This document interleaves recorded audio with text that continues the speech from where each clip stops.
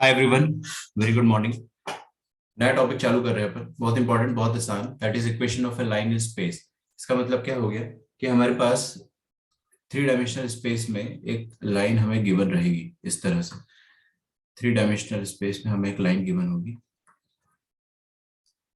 X Y and Z axis है। We have been given a line. अब ये origin है, ठीक है। ओरिजिन तो मैं यहाँ पे चलो मैं नहीं लिखता हूँ, बस इतना ही रहने दो। Now we have a line. अब वो लाइन जो है उसकी इक्वेशन लिखनी है अपने को, ठीक है। क्या करना है, उस लाइन की इक्वेशन लिखनी है। यार जब हम 2D में काम करते थे तो इक्वेशन लिखना कितना आसान होता था, क्योंकि इसमें दो ही डायमेंशन होते थे, एक्स और वाई। लेकिन यहाँ पे तीन डायमेंशन है, एक्स वाई जेड।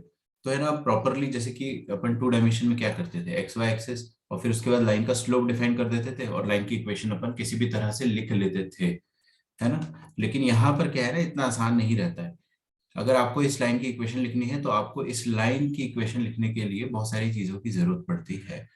जैसे कि सबसे पहले मैं आपको जो लाइन की इक्वेशन लिख कर बताऊंगा, है ना, that will B equation of line in first situation, that is first. देखो, अब 3D में अगर लाइन की इक्वेशन अगर अपने को लिखनी है तो अपन कैसे लिखते हैं, है ना। First type of equation, if it passes through a given point and if it has a given direction। देखिए, इट passes, लिखते जाइए, आपको सब समझ में आएगा, आप टेंशन मत लो। passes through a given point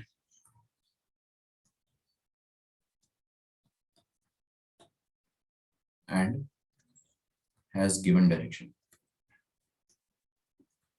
इसका मतलब क्या है वो मैं आपको समझाता हूँ। देखो, सबसे पहले क्या हो रहा है, हमारे पास एक लाइन है।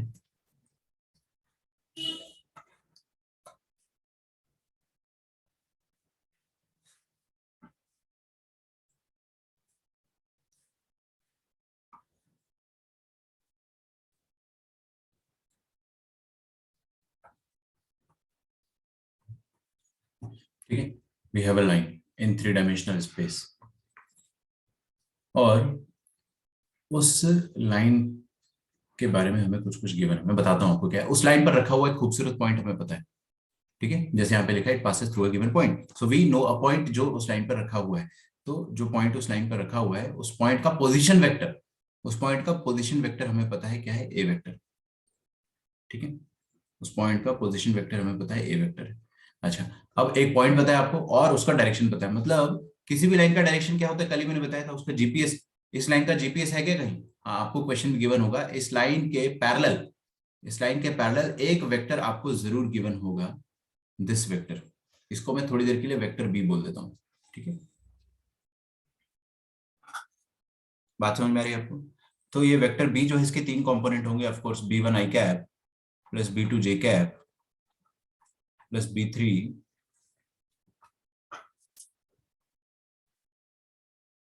ठीक है ना। और ये जो पॉइंट ए है, इसके भी तीन, ये होगा ए1 आई कैप प्लस ए2 जे कैप। इसके कोऑर्डिनेट्स ऐसे ही होते हैं ना, ये तो कोऑर्डिनेट है और ये वेक्टर है, बस दोनों में फर्क आपको समझना है। प्लस ए3 के कैप। अब अपने को लाइन की इक्वेशन लिखनी है। लाइन की इक्वेशन लिखनी है अपने को, तो कैसे लिखेंगे? देखो, सबसे पहले यार एक बात बताओ, जब हम 2D में लास्ट ईयर मैंने आपको स्ट्रेट लाइन चैप्टर पढ़ाया था, तो आपको क्या पढ़ाया था मैंने? आपको मैंने ये पढ़ाया था, किसी भी लाइन पर एक जनरल पॉइंट अगर आपको अज्यूम करना होता था, तो आप वो जनरल पॉइंट क्या अज्यूम करते थे? या तो एच कॉमा के, या तो एक्स कॉमा वाई। आ रहा है क्या समझ में? पक्का? तो हम जनरल पॉइंट किसी भी लाइन पर लास्ट ईयर तक क्या अज्यूम करते थे? एक्स कॉमा वाई, है ना। यहां पर हम लोग क्या करेंगे कि इस लाइन पर रखा हुआ एक जनरल पॉइंट हमेशा अज्यूम करेंगे, and that general point will be called as P, ठीक है, पी। ओके, अच्छा। अब इस पॉइंट पी के कुछ पोजीशन वेक्टर है, दैट इज, हाँ सुनना मेरी बात ध्यान से ना, ये पॉइंट जो है इसका पोजीशन वेक्टर या इसका कोऑर्डिनेट जो होगा, that will be X comma Y comma Z. General point 2D में अपन एक्स वाई अज्यूम करते थे, 3D में एक्स वाई जेड अज्यूम करेंगे। अच्छा, ये तो कोऑर्डिनेट फॉर्म में X comma Y comma Z है। अगर मैं इसको वेक्टर फॉर्म में लिखूंगा, तो वेक्टर फॉर्म में इस पॉइंट का पोजीशन वेक्टर क्या हो जाएगा? Anyone? X Y Z vector form में कैसे लिख पाएंगे, आप सब जानते हैं अच्छे से, है ना। तो इसका पोजीशन वेक्टर अपन लिखेंगे X I cap plus Y J cap plus Z K cap. एक ही बात है, कार्टेशियन की दुनिया में वो X comma Y comma Z होता है, और वेक्टर की दुनिया में वो X I Y J cap और जेड के कैप है। अच्छा, इसको मैं थोड़ी देर के लिए आर वेक्टर से डिनोट कर रहा हूं, जैसे कि इस पॉइंट को मैंने ए वेक्टर से डिनोट करा है और ये वेक्टर ही है खुद, दिस इज अ वेक्टर, तो मैंने इसको आर वेक्टर से डिनोट करा है। अब मेरे को लाइन की इक्वेशन लिखनी है, ठीक है, लाइन की इक्वेशन लिखनी है। तो लाइन की इक्वेशन अपन 2D में कैसे लिखते थे? 2D में लाइन की इक्वेशन मान लो अपन ऐसे लिखते थे, x plus Y is equal to 5, let us say, है ना। तो ये क्या होता था, x और y के बीच में रिश्ता, x और y के बीच में रिश्ता, लेकिन यहां पर ना x और y और z के बीच में रिश्ता निकालना है आपको, और with the help of this point and this vector, ठीक है। तो लाइन की इक्वेशन कैसे लिखते हैं मैं आपको बताता हूं। देखो लाइन की equation which is passing through a point A vector and parallel to a vector B, ठीक है, जो ए वेक्टर से पास कर रहा हो और वेक्टर बी के पैरेलल हो, उसकी इक्वेशन हम ऐसे लिखते हैं। देखो आर, आर मतलब आर के अंदर क्या है, X Y Z is equal to point A plus lambda times B, lambda is some constant. इसका मतलब क्या हो गया, मैं आपको धीरे से समझाऊंगा, आप टेंशन मत लो। ये लाइन की इक्वेशन होती है which is passing through point A and it is parallel to a vector B, मतलब पॉइंट ए के थ्रू पास कर रही है और it is parallel to a point to a vector B. क्या लिखते हैं अपन, ए प्लस लैम्डा बी, ठीक है। प्रूफ कर दूंगा और इसका मतलब भी बता दूंगा मैं क्या है, डू नॉट वरी। अच्छा, तो सबसे पहले देखिए क्या करना है आपको, क्या आप यहां से ये वाली लाइन पर, ये वाली जो लाइन है इस पर कोई एक वेक्टर लिख पाओगे? हाँ बिल्कुल, मैं एक एपी वेक्टर जरूर लिख सकता हूँ, एपी वेक्टर या पीए वेक्टर जो भी लिखना है मुझे वो मैं इजीली लिख सकता हूँ, है ना। तो एपी वेक्टर मैं इजीली लिख दूंगा and this AP vector will be parallel to vector B, ठीक है। तो हियर एपी वेक्टर जो है that is parallel to vector B, ठीक है। तो अगर दोनों वेक्टर पैरेलल होते हैं तो आप क्या कर सकते हो, एक वेक्टर को स्केलर टाइम्स दी अदर लिख सकते हो, ये अपन ने वेक्टर अलजेब्रा में पढ़ा था, तो अपने को सारा नॉलेज है अभी, बस उसको 3D में अप्लाई करना है। एपी वेक्टर को कैसे लिखेंगे अपन, point P minus point A, point P के कोऑर्डिनेट क्या है, X comma Y comma Z, और पॉइंट ए के कोऑर्डिनेट क्या है, A comma A one comma A two comma A three. तो क्या मैं इसको, हाँ क्या मैं इसको ऐसे लिख सकता हूँ, अच्छा देखो I will just change a little small thing, मैं यहाँ पे A1 A2 A3 की जगह X1 X2 और X3 लिख देना चाह रहा हूँ। डरने की कोई बात है क्या इसमें? नहीं, नाम ही तो बदल रहा हूँ। नाम क्यों बदल रहा हूँ, ताकि स्टैंडर्ड नोटेशन आपको दिक्कत ना दे, X1 X2 एंड X3।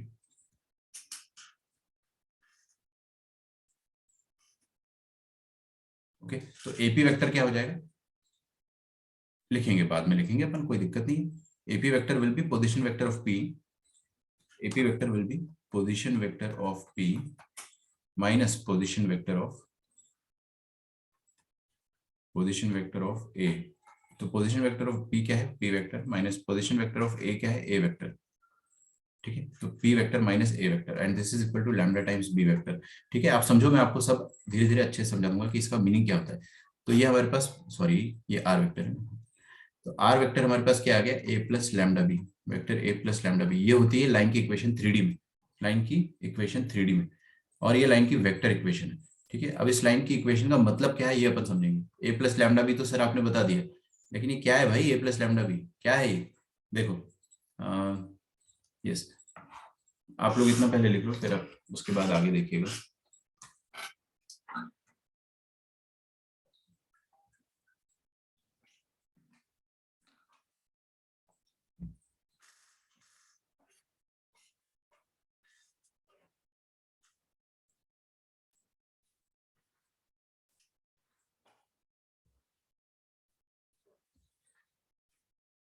ठीक है, इसका मतलब क्या होता है, देखो what is R, R is any general point on the line, R उस लाइन पर रखा हो कोई भी जनरल पॉइंट है, कोई भी जनरल पॉइंट है, उसका coordinate X comma Y comma Z हो सकता है। Are is any general point lying on the line.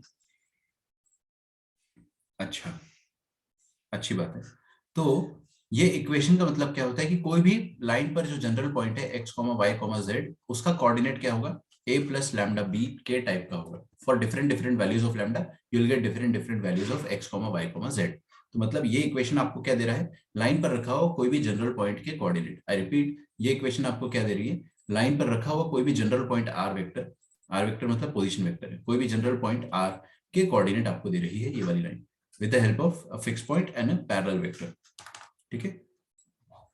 तो this is general equation of line in vector form, equation of line in vector form. In vector form, और अपने को ये क्या idea देती है, this line passes through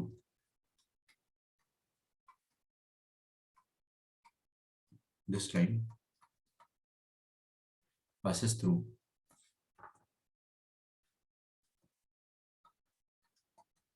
point, कौन सा, देखो ये वाला ए पॉइंट से पास कर रही, ठीक है, and parallel to vector B.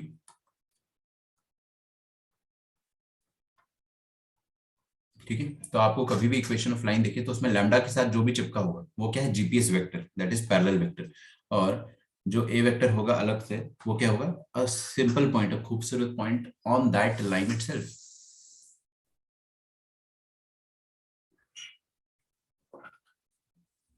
Yes, लिख डालो इसको। तो ये हो गया vector form of line.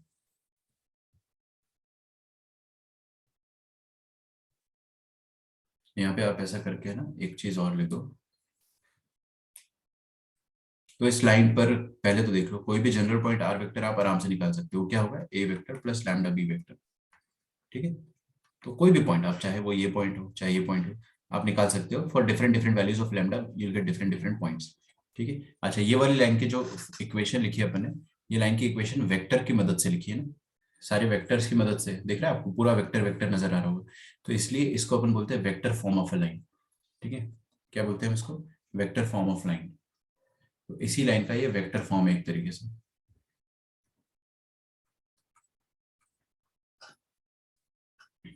Vector form of line. Rapid fire करते हैं।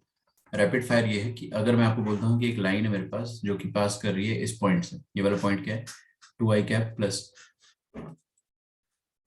1j cap plus 3k cap, इस पॉइंट से पास कर रही है अगर लाइन, और इसके पैरेलल है, ये वाला पॉइंट क्या है, बी वेक्टर, सॉरी इस वेक्टर का नाम है, मैं बता रहा हूँ, ये वेक्टर की वैल्यू है 3i cap plus 2j cap plus 5k cap.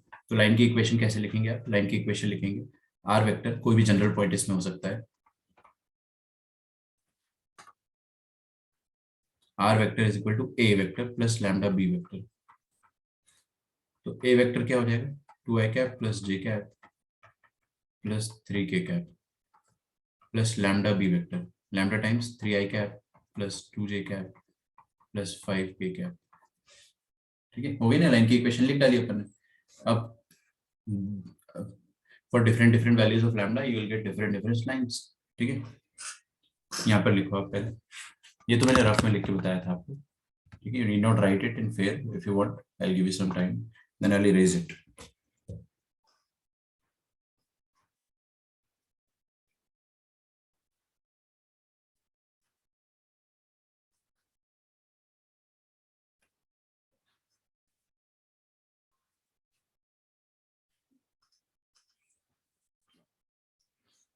आगे बढ़ते हैं।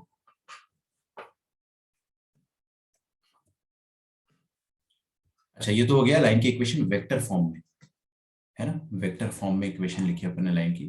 लेकिन ना लाइन की इक्वेशन अपन वेक्टर फॉर्म के साथ साथ एक और तरीके से लिख सकते हैं, दैट इज कार्टेशियन फॉर्म। ठीक है, so this was the vector form, line की इक्वेशन कार्टेशियन फॉर्म में भी लिख सकते हैं, लिखिए। तो कार्टेशियन फॉर्म में कैसे लिखेंगे इस लाइन की इक्वेशन, कार्टेशियन फॉर्म मतलब समझते हो, एक्स वाई जेड के टर्म्स में। जैसे कि कार्टेशियन इक्वेशन ऑफ लाइन अपन ने कक्षा 11वीं में क्या पढ़ी थी, ऐसी पढ़ी थी, ax plus B Y plus C equal to zero, याद है क्या सबको, ax plus B Y plus C is equal to zero. हाँ बस उसी तरीके से अब अपने को 3D में लाइन की इक्वेशन लिखना। आप थोड़ा सा एक्साइटेड फील कर रहे हो, मतलब करना चाहिए कि आप है ना 3 डायमेंशन में लाइन की इक्वेशन लिखना सोच सीखने वाले हो आज, कितनी बड़ी बात है। आपने 2D में लिखना सीखा था, 3D में हम लाइन की इक्वेशन लिख रहे हैं, ये बहुत बड़ी बात है। ठीक है, कैसे लिखेंगे हम देखते हैं। देखिए, हमें सबसे पहली बात तो गिवन है एक लाइन, और वो लाइन पर रखा हुआ एक सुंदर सा पॉइंट। तो अटक गया क्या, तो इस लाइन पर रखा हुआ एक सुंदर सा पॉइंट हमें पता है, that point is that point is a. और उस पॉइंट के कोऑर्डिनेट देखो, मैंने ऊपर क्या लिखे थे, देखो देखो देखो, ए vector that is x1 x2 x3। अब सुनो, वेक्टर की दुनिया में कोऑर्डिनेट्स ऐसे लिखे जाते हैं, लेकिन कार्टेशियन की दुनिया में कोऑर्डिनेट कैसे लिखे जाते हैं? कॉमा लगा के, x1 comma x2 comma x3। तो कार्टेशियन की दुनिया में जो कोऑर्डिनेट्स लिखे जाते हैं वो ऐसे लिखे जाते हैं, x1 comma x2 comma x3। Comma लगा नहीं, दूसरी बार में लगा देता हूं।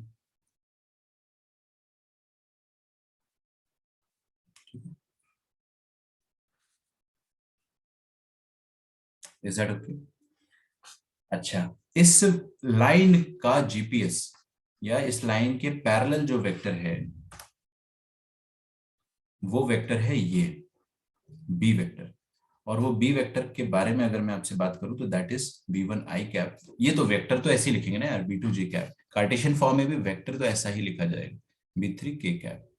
अच्छा, और एक पॉइंट है हमारे पास, general point on the line, जिसको हम आर वेक्टर बोलते थे, that is x1 x comma y comma z। कोई भी जनरल पॉइंट अपन ऐसे ले सकते हैं। मैंने आपको अभी वेक्टर इक्वेशन जो लिखवाई थी वो क्या थी? Vector equation was R vector is equal to A vector plus lambda B vector. Vector form में जो लाइन की इक्वेशन लिखी थी अपन ने वही लिखी थी। अब इसको कार्टेशियन में तब्दील करना है तो कैसे करेंगे? देखो ये आर वेक्टर क्या है? Position vector of this point P. Point P के कोऑर्डिनेट, तो पॉइंट पी के कोऑर्डिनेट को एक्चुअल में हम ऐसे लिख सकते थे, x I cap plus Y J cap plus Z K cap. समझ में आ रहा है क्या? अच्छा, ए वेक्टर के कोऑर्डिनेट क्या है? x1 x2 x3। मतलब we can write it as x1 i cap plus x2 j cap plus x3 k cap. ठीक है, this is equal to lambda times, sorry plus, यहाँ पे प्लस का सिंबल है, plus lambda times B vector.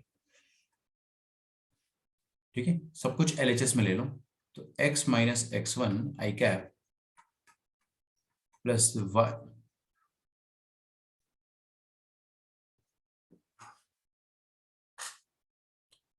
Okay, I just realized that I made a very very silly error. यहाँ पे x2 x3 की जगह y2 y3 लिख लो। Of course that will make more sense ना, y2 और z3, x2 y, x1 y1 और z1 लिखो ना यार, क्या कर रहे हो? ठीक है, x1 y1 और z1 लिख लो, और यहाँ पर भी x3 और क्या कर रहे हो यहाँ पे y1 और z1 लिख लो। ठीक है,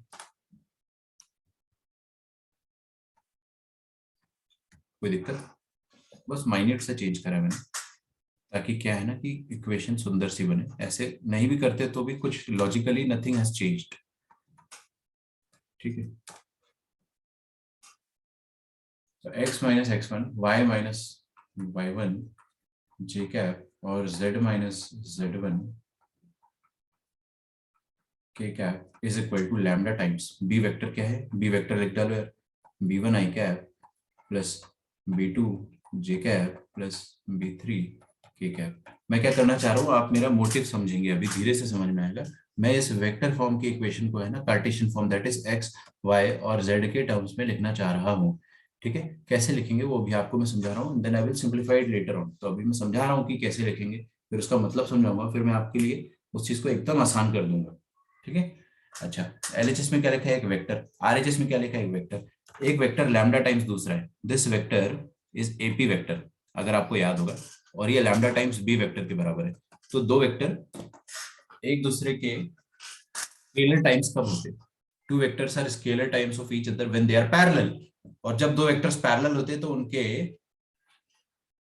कंपोनेंट्स का रेशियो बराबर होता है। तो क्या हम यहां से ये चीज कंक्लूड कर सकते हैं कि आई कैप और आई कैप वाला जो रेशियो होगा यहाँ पर, मतलब x माइनस x1 और ये b1, इन दोनों का रेशियो y माइनस y1 और ये b2 और z माइनस z1 b3, ये तीनों रेशियोज बराबर होने वाले हैं।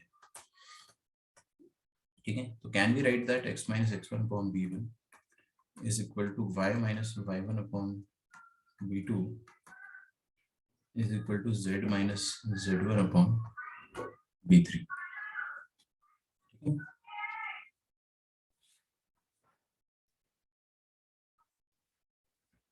This is it.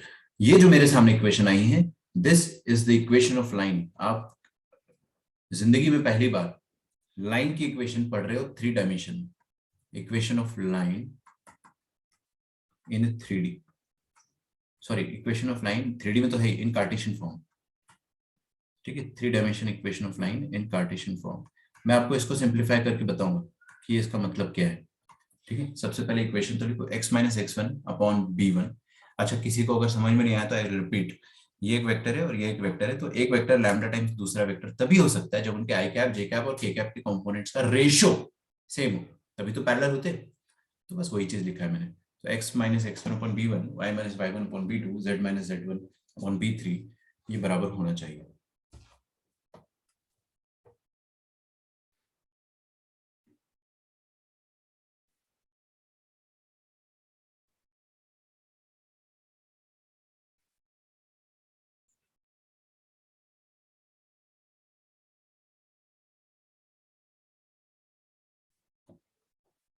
Is that okay? पक्का? बराबर है। अब मैं इसको सिंप्लीफाई कर दूं।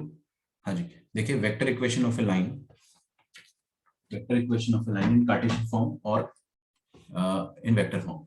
तो सबसे पहले अपन ने क्या करा, equation of line in 3D space लिखा। 3D स्पेस में लाइन की इक्वेशन दो तरीके से लिखी जा सकती है, एक वेक्टर फॉर्म में और एक कार्टेशियन फॉर्म में। ये वही बात होगी कि आप आपको अगर एज ए लिखना है तो आप हिंदी में भी लिख सकते हो, इंग्लिश में भी लिख सकते हो, है ना? तो मैं आपको हिंदी में भी लिखना सिखा रहा हूँ वेक्टर फॉर्म में, और इंग्लिश में भी लिखना सिखा रहा हूँ कार्टेशियन फॉर्म में। ऐसा समझ लो, दो सेम चीजों को अपन बस अलग अलग भाषा में लिख रहे हैं। पहली बार में अपन ने क्या करा है कि लाइन की इक्वेशन वेक्टर फॉर्म में लिखा है, तो this is simply a plus lambda B. What is a plus lambda b? Equation of line in vector form. What is a? एक खूबसूरत पॉइंट उस लाइन पर रखा हुआ। What is b? उस वेक्टर के पैरेलल एक वेक्टर। आ रही है के पास समझ में? तो पैरेलल वाले वेक्टर का जो वैल्यू है वो आपको गिवन होगा। अच्छा, अब यहाँ पे आ जाइए।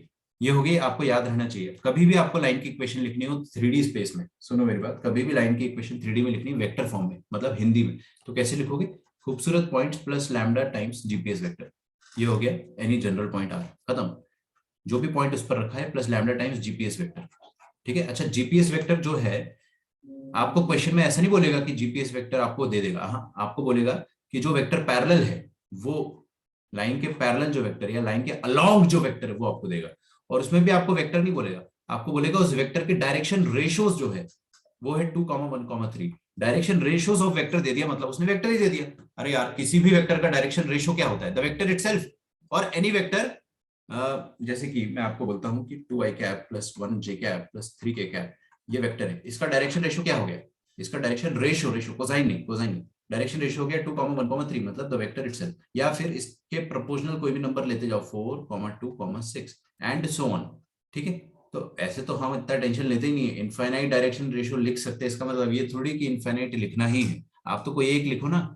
तो डायरेक्शन रेशियो जो होता है वो खुद एक वेक्टर होता है। तो आज के बाद ये जो मेरी बात नहीं सुन रहा है ना, वो बहुत पछताएगा। आज के बाद अगर आपको कभी भी कोई बोलता है कि एक वेक्टर के डायरेक्शन रेशियोज है 2,1,3, 2,1,3, तो आपको क्या समझना है कि आपको वेक्टर ही दे दिया गया है। वेक्टर का डायरेक्शन रेशियो देने का मतलब क्या है कि उस वेक्टर की दिशा में कोई एक वेक्टर आपको दे दिया गया है। ठीक है, होल्ड ऑन।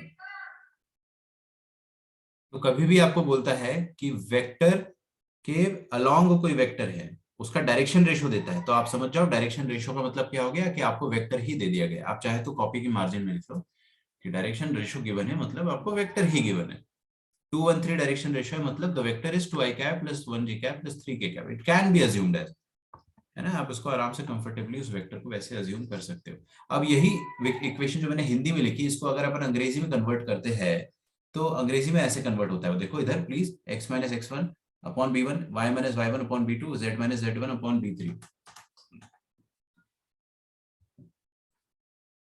ठीक है। अच्छा, तो इसका मतलब ये हो गया बच्चों कि ये लाइन की इक्वेशन है 3D में और कार्टेशियन फॉर्म है, और ये x1 y1 z1 क्या है? इस लाइन पर रखा हुआ एक खूबसूरत पॉइंट, इस लाइन पर रखा हुआ एक खूबसूरत पॉइंट। और ये b1 b2 b3 क्या है? इस लाइन के, ना ना ना ना ना, लिखो मत, लिखो मत, सुनो सुनो सुनो। लाइन पर रखा हुआ एक खूबसूरत पॉइंट, और ये b1 b2 b3 क्या है? लाइन के पैरेलल, लाइन के पैरेलल जो वेक्टर है उसका डायरेक्शन रेशियोज। तो b1 b2 b3 is direction ratios of line. अब लाइन के पैरेलल जो वेक्टर है उसका डायरेक्शन रेशियो, मतलब लाइन का ही डायरेक्शन रेशियो हो गया ना। कल ही मैंने आपको सिखाया था कि किसी भी लाइन का डायरेक्शन रेशियो मतलब उसके जीपीएस का डायरेक्शन रेशियो। तो उसके पैरेलल जो भी वेक्टर है उसका डीआर, तो इसके पैरेलल जो वेक्टर है उसका जो डीआर होगा वही इस लाइन का भी डीआर होगा। तो आपको क्वेश्चन में कैसा बोला जाएगा, find the equation of line. चलिए क्वेश्चन करते हैं एक सिंपल सा।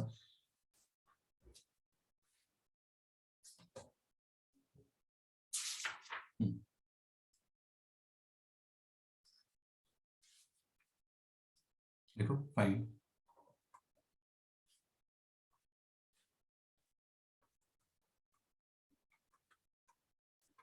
The vector and Cartesian equation of line.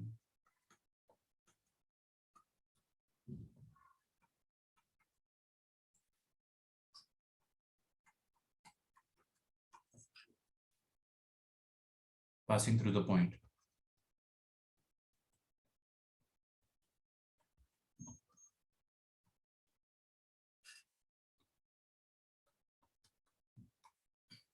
Five comma 2 comma minus 4, and which is parallel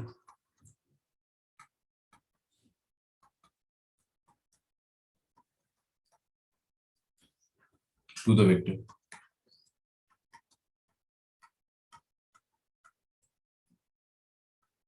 three I cap plus 2j cap minus 8k cap. ठीक है, तो सबसे पहले अपन क्या करेंगे कि लाइन की इक्वेशन आपको वेक्टर फॉर्म में लिखना है, फिर कार्टेशियन फॉर्म में लिखना है। ठीक है, ये तो क्वेश्चन है, क्वेश्चन को पहले समझो, पढ़ो एक बार अच्छे से।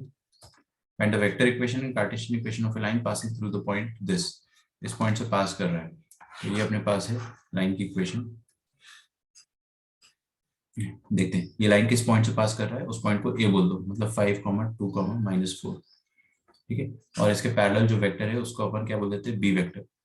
और वो बी वेक्टर है क्या, 3i cap minus plus 2j cap minus 8k cap. तो लाइन की इक्वेशन वेक्टर फॉर्म में कैसे लिखेंगे, देखो ये पॉइंट ए को वेक्टर में कैसे लिखोगे आप, वेक्टर फॉर्म में इसके कोऑर्डिनेट ऐसे 5i cap plus 2j cap minus 4k cap, position vector ऐसे लिखते हैं। तो लाइन की इक्वेशन हो जाएगी R vector is equal to खूबसूरत point that is 5i cap plus 2j cap minus 4k cap plus lambda times GPS vector का direction ratio, तो 3 to 8। यहाँ पे क्या लिखोगे आप, 3i cap plus 2j cap minus 8k cap.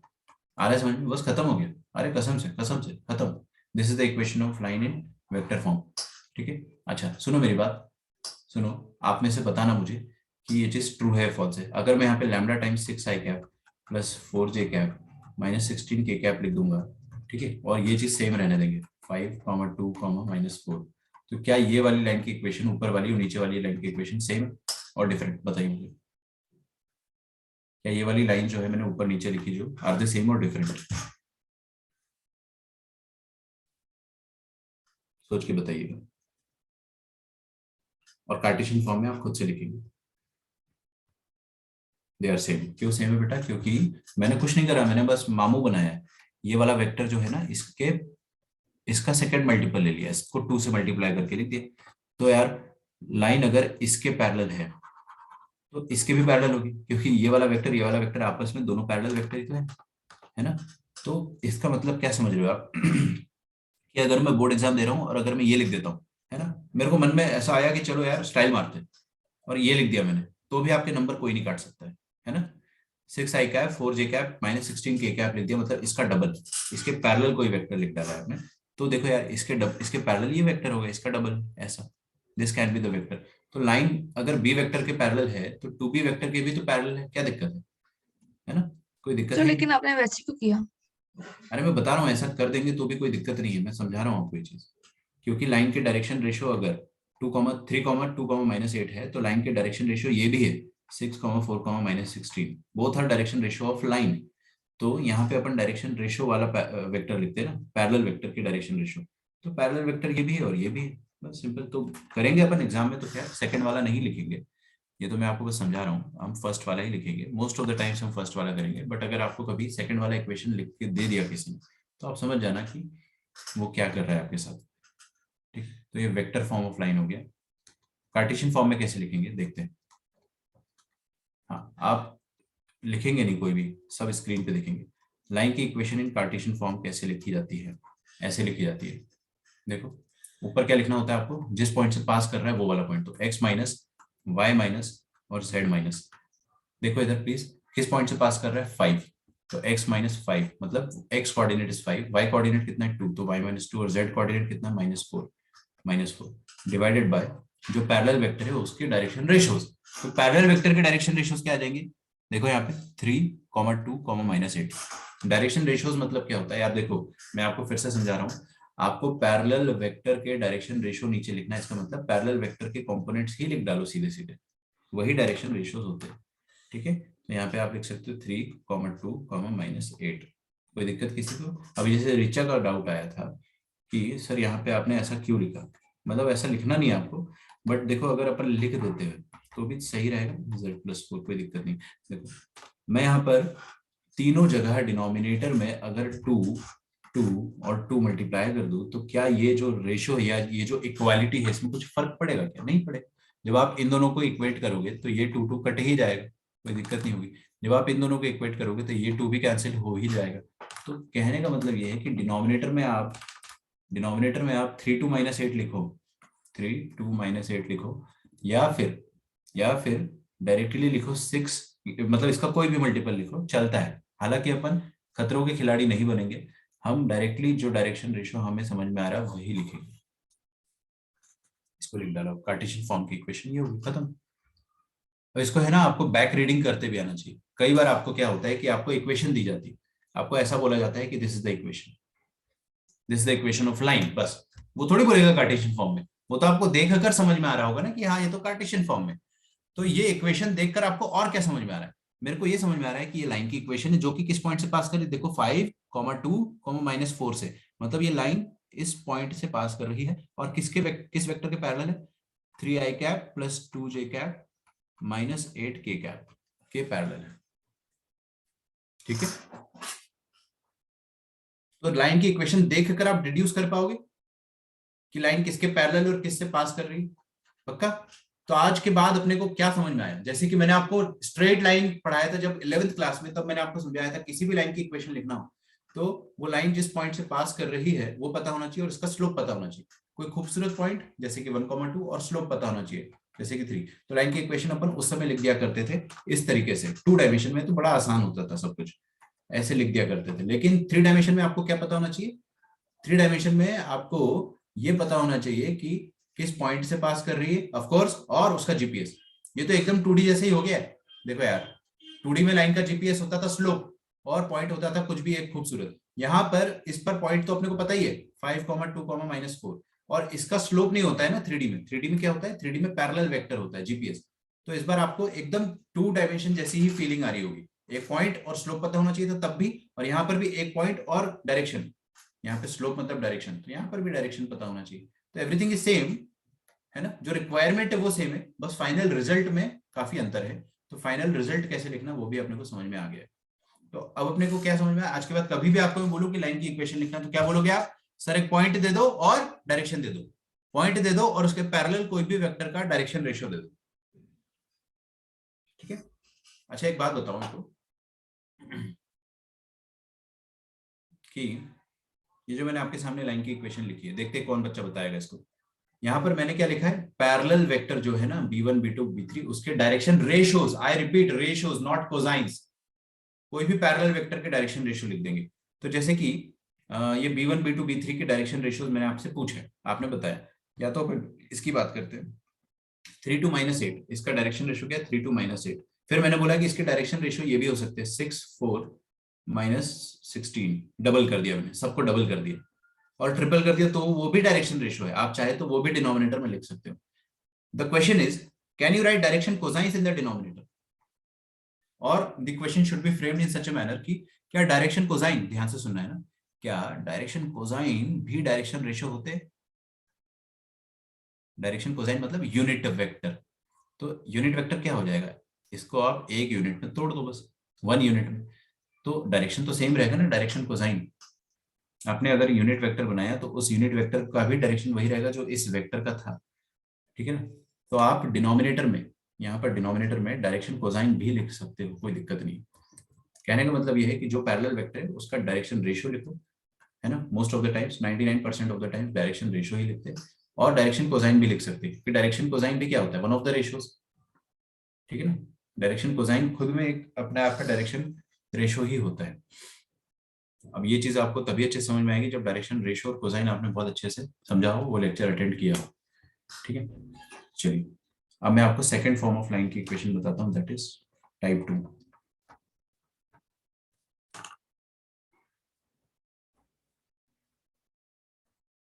Equation of line,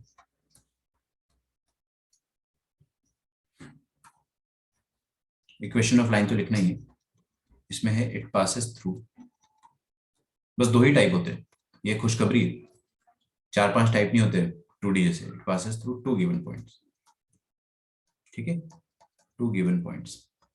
अब आपको ऐसी लाइन की इक्वेशन लिखनी है जो दो गिवन पॉइंट से पास कर रही है, और आप मेरे को बताओगे कैसे लिखेंगे।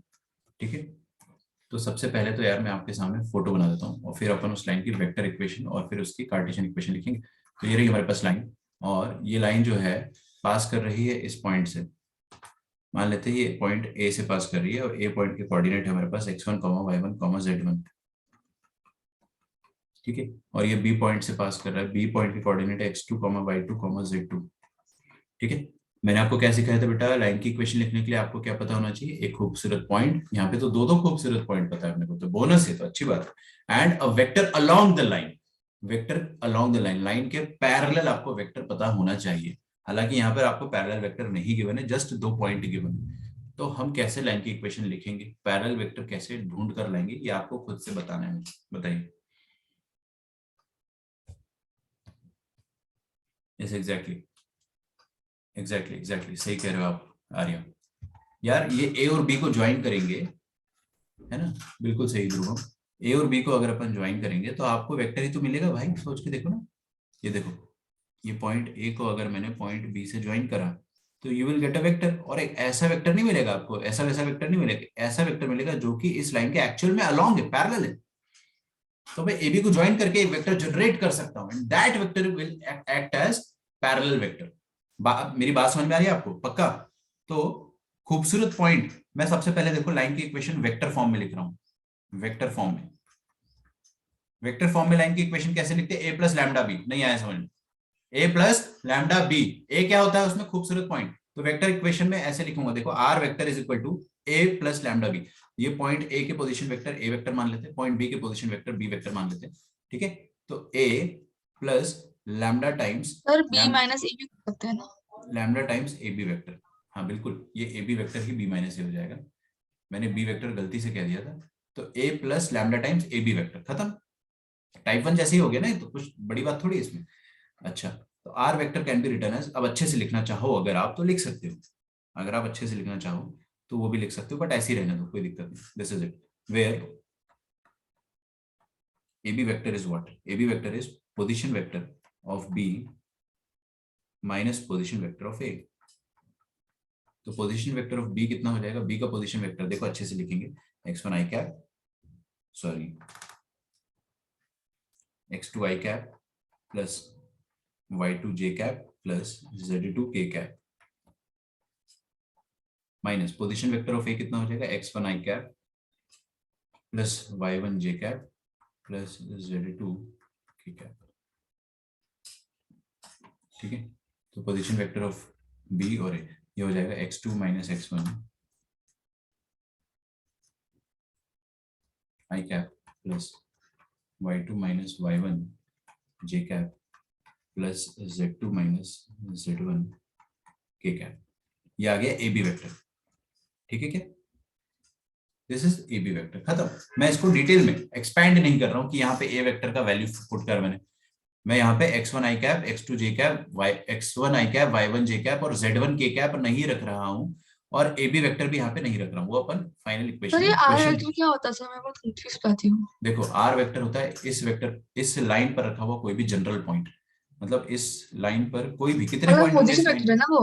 हाँ पोजीशन वेक्टर है ना? हाँ, पोजीशन वेक्टर आर वेक्टर मैं यहाँ पे लिखवा देता हूँ, where r vector is equal तो टू ये कल ऐसा ही कुछ क्वेश्चन था, मुझे समझा नहीं सर वो question, model position vector mathematics of, question number 20 था। मैं देखता हूँ, position vector of a general point on line. ये देखो इक्वेशन आपने लिखा सर, वो बता दो ना सर। क्या चीज, equation r is equal to A plus lambda a b. हाँ ये समझा नहीं, फिर से रिपीट करो, मैं सुन नहीं तो पाया। ये इक्वेशन कैसे लिखा आपने? R is equal to A plus lambda a b. बता रहा हूँ, position vector of a general point on the line. ऊपर वाला समझ में आ गया था आपको? हाँ सर। ऊपर वाले में कैसे लिखते थे अपन? हाँ, कार्टेशियन, हाँ ये रहा। कैसे लिखते थे अपन? जो एक खूबसूरत पॉइंट है वो plus lambda times GPS vector, ठीक है। तो हाँ सर, वो खूबसूरत, आपने बताया। हाँ तो वही वाली चीज यहाँ पे भी करी अपन ने। खूबसूरत पॉइंट क्या है? ये ए वेक्टर। मतलब आप अगर चाहो तो देखो, मैं लिख देता हूँ यहाँ पे। तो फाइनल इक्वेशन आ जाएगी खूबसूरत पॉइंट का पोजीशन वेक्टर। तो ये x1 y1 z1 का पोजीशन वेक्टर क्या आ जाएगा? x1 i cap plus y1 j cap plus z1 k cap, ठीक है, प्लस लैम्डा टाइम्स इसके पैरेलल जो भी वेक्टर है। अब ये लाल वाला वेक्टर जो ए बी है, यही तो इसके पैरेलल है। दिख रहा है आपको? A b is itself parallel. अरे लाल वाला करना, ए बी वेक्टर जो है लाल वाला, वही तो पैरेलल है लाइन के। तो this a b will act as, free vector है ना इसलिए ऊपर कर सकते, तो a b will act as a parallel vector, ठीक है। तो ए बी वेक्टर को अपन यहाँ पे बी वेक्टर या जीपीएस वेक्टर की तरह यूज करेंगे। जो वहां पर बी का काम कर रहा था, ये वाला वेक्टर, अब इसका काम ए बी करेगा, ठीक है। तो lambda times A B vector लिखेंगे, तो ए बी वेक्टर क्या हो जाएगा? सर फिर आप म्यू A प्लस लैम्डा क्यों नहीं लिखते? नहीं लिखते ना? वैसे कहाँ लिखते? मैंने आपको डेरिवेशन भी बताया। अगर डेरिवेशन नहीं बताया होता तो आपको सवाल पूछना चाहिए था। डेरिवेशन में आया ही नहीं ना म्यू, डेरिवेशन में सिर्फ लैम्डा आया। देखो जब हमने डेरिवेशन किया था, म्यू क्यों लिखेंगे? क्यों लिखना म्यू? बताइए, म्यू ए क्यों लिखना? सो क्योंकि आपने वो अगर क्या बोलते हैं, अगर पैरेलल वेक्टर मतलब आपने बोला कि दो वेक्टर को हम वैसा आप लॉजिक उसमें ढूंढ रहे हो, करते उसमें हैं। लॉजिक थोड़ी है। सुनो मेरी बात। हमने जब लाइन की इक्वेशन लिखना सीखा तो हमने ये सीखा कि लाइन की इक्वेशन ऐसे लिखी जाती है, position vector of a given point plus lambda times the parallel vector. ऐसे लिखते हैं लाइन की इक्वेशन। ये हमने डिराइव किया था। कैसे डिराइव करा था? मैंने यहाँ पे एपी वेक्टर लिखा था और इस एपी वेक्टर को बी वेक्टर के पैरेलल देख रहे हैं अपन।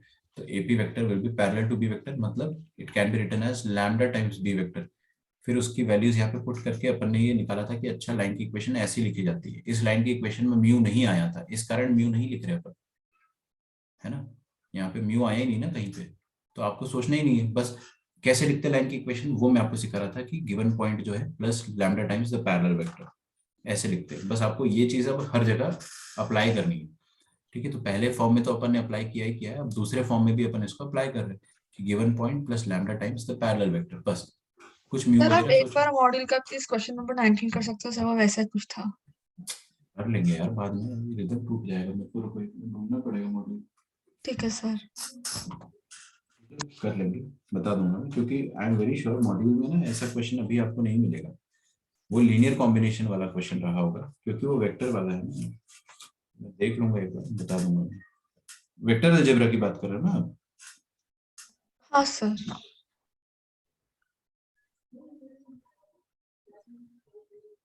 20 या 19? 19 इन अ ट्रायंगल एओबी वाला? हाँ सर। नहीं, that is a different question. यहाँ पे कहीं पर भी ऐसा थोड़ी कह रहा है अपने से कि लाइन की इक्वेशन लिखनी है। हाँ लेकिन आपसे ये कह रहा है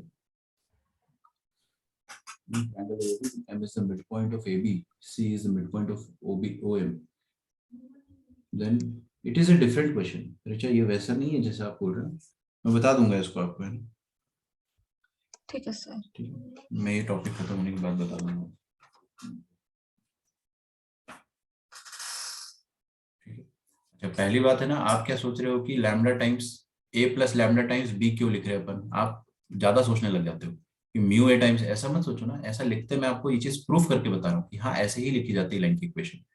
given point plus lambda times parallel vector ऐसे लिखी जाती, तो इसको अपन अब हर जगह अप्लाई करेंगे बिना सोचे समझे, क्योंकि चीज प्रूव हो चुकी है ना। तो अब इसको हर जगह अप्लाई कर रहा हूँ मैं, तो यहाँ पर भी अप्लाई करने जा रहा हूँ मैं। तो कैसे लिख रहा हूँ? Given point plus lambda times the parallel vector, बस।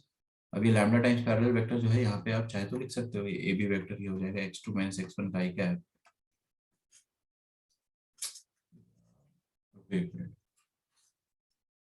ओके। तो यहाँ पे अपन ए बी वेक्टर लिख सकते हैं। अच्छा, आपको अगर ज्यादा कंफ्यूजन हो रहा है तो आप स्टार्टिंग से अगर आपको प्रूफ करके लिखना है, जैसे मैंने डायरेक्ट रिजल्ट यूज करा कि r is equal to A plus lambda b. अगर आपको प्रूफ करके लिखना है तो आप ऐसे लिखो कि आर पॉइंट क्या है, इस लाइन पर रखा हुआ कोई भी एक पॉइंट है आर, उसके पोजीशन वेक्टर या फिर उसके coordinate x, y, z, it is a general point. R point क्या होता है? एक जनरल पॉइंट होता है। तो अगर आप प्रूफ के फॉर्म से लिखना चाहते हो तो ऐसा लिखो कि आर और ए को ज्वाइन करोगे आप, है ना। तो ये एक वेक्टर मिलेगा ब्लैक वाला, एंड ये ब्लैक वाला वेक्टर इस रेड वाले वेक्टर के पैरेलल है। ब्लैक वाला वेक्टर क्या हो जाएगा, position vector of R minus position vector of A, है ना। तो इसको आप ऐसे लिख सकते हो, position vector of R minus position vector of A, and this will be parallel to A B vector, ठीक है। which implies that which implies that r minus a can be written as lambda times ab vector. क्यों? क्योंकि दो vector parallel है, तो एक vector को आप lambda टाइम्स दी अदर लिख सकते हो। तो हम इसको अगर सिस्टमैटिकली सोचेंगे तो ऐसा आएगा, बट अल्टीमेटली इक्वेशन वही बनेगी जो पिछले बार बननी चाहिए थी, ठीक है। तो ये इसका काइंड ऑफ प्रूफ हो गया एक तरीके से, बट मैंने प्रूफ का डायरेक्ट रिजल्ट यूज करा था। तो अब आपको अगर कंफ्यूजन हो रहा है तो कुछ भी मत सोचो आप, आर से कंफ्यूज मत हो। R is a point that is lying on the line, उस लाइन पर रखे हुए करोड़ों पॉइंट हो सकते हैं, उन करोड़ों पॉइंट में से कोई एक पॉइंट अगर आपको लिखना हो तो कैसे लिखोगे, उसको आप x comma Y comma z बना दोगे, ठीक है। अच्छा, और उसके बाद हमने देखा कि ये ब्लैक वाला वेक्टर कैसा बना अपने पास, ये पॉइंट पी मान, तो वो वेक्टर बना अपने पास AP vector, it is parallel to A B vector, ठीक है। तो ये AP वेक्टर है, position vector of P minus position vector of A, it is parallel to AB vector, वो ये है, ठीक है। दो वेक्टर पैरेलल है तो one of them can be written as lambda times the other. तो इसमें आप A को उस तरफ भेजोगे तो आपके पास ये वाली गिवन लाइन की इक्वेशन आ जाएगी। हालांकि ये मैं एक बार ऊपर प्रूफ कर चुका हूँ, इसलिए मैंने इसको दोबारा प्रूफ करना जरूरी नहीं समझा, मैंने डायरेक्टली इसका रिजल्ट यूज कर लिया है, ठीक है। अच्छा, अगला देखते हैं अपन कार्टेशियन फॉर्म। अब कार्टेशियन फॉर्म भी अब आप चाहोगे कि मैं प्रूफ करके बताऊं, बट मैं वैसे नहीं बताऊंगा। हमने जो ऊपर रिजल्ट निकाला था कार्टेशियन फॉर्म का, वो कंक्लूजन क्या निकाला था, I will repeat that again. Cartesian form में लाइन की इक्वेशन लिखनी है तो x माइनस एनी खूबसूरत पॉइंट का x कोऑर्डिनेट, y कोऑर्डिनेट और z कोऑर्डिनेट ऊपर लिखेंगे, और पैरेलल वेक्टर जो है उसके components that is the direction ratios वो नीचे लिखोगे। क्या बोला मैंने, खूबसूरत पॉइंट के कोऑर्डिनेट x1 y1 z1 ऊपर, और direction ratios of parallel vector नीचे। ये समझ में आ रही है आपको चीज, पक्का? तो क्या अपन ये रिजल्ट, ये जो कंक्लूजन है, इसको डायरेक्टली यूज कर ले। हर बार ये चीज करना, फिर वैल्यूज पुट करना, फिर यहाँ पे आना, फिर यहाँ पे आना, इतना कर नहीं सकते अपन हर बार। We will directly use the conclusion, conclusion का मतलब यही होता है। तो व्हाट आई विल डू, मैं लाइन की इक्वेशन कार्टेशियन फॉर्म में कैसे लिखूंगा, देखो, x minus something equals to y minus something is equal to z minus something. ये समथिंग क्या है आप लोग बहुत अच्छे से जानते हो, ये समथिंग वो है जो कि उस लाइन पर रखा हुआ एक खूबसूरत पॉइंट है। तो इस लाइन पर रखे हुए दो खूबसूरत पॉइंट है, एक तो ए एक तो बी। ये वाला पॉइंट खूबसूरत नहीं है, this is not a particular point, it is a general point P, ठीक है। तो दो पॉइंट रखे हुए मेरे पास, कौन सा पॉइंट यूज करना वो आपकी मर्जी है। आप चाहे तो ये वाला पॉइंट भी ऊपर लिख सकते हैं न्यूमरेटर में, और ये वाला पॉइंट भी लिख सकते हो, दोनों से लिख सकते हैं अपन इक्वेशन। तो मैं x1 y1 z1 यूज करने वाला हूँ, ठीक है। तो जो पॉइंट से पास कर रही है line that is x1 y1 and z1, और जिसके पैरेलल है वो है x, हाँ हाँ हाँ, पैरेलल मतलब a B vector. A B vector क्या है, ए बी वेक्टर देखो, ये है a B vector, this is a B vector. इस ए बी वेक्टर के डायरेक्शन रेशियोज क्या होंगे, आप लोगों से अगर मैं ए बी वेक्टर मैंने आपको दे दिया तो उसका डायरेक्शन रेशियो बस नीचे लिखना है मेरे को यहाँ पे, ठीक है। तो ए बी वेक्टर का डायरेक्शन रेशियो खुद उसके कंपोनेंट्स होंगे। तो उसके कंपोनेंट क्या पढ़िए, x2 माइनस x1, काट मत देना, अलग अलग है, ऊपर x है यहाँ पे, है ना, नीचे x2 है, और y2 माइनस y1 और z2 माइनस z1। ये जो मेरे सामने इक्वेशन आ रही है, this is the equation of line in Cartesian form, लिखो, ये है equation of line in Cartesian form, और ये है equation of line in vector form. तो दो तरीके से अपन ने लाइन की इक्वेशन, एक ही लाइन की इक्वेशन एक बार हिंदी में लिखी वेक्टर फॉर्म मतलब, और ये लिखा है इंग्लिश में कार्टेशियन फॉर्म। दोनों लाइन की इक्वेशंस जो है वो सेम है, both are representing same line, बस दोनों अलग अलग तरीके से लिखी गई है,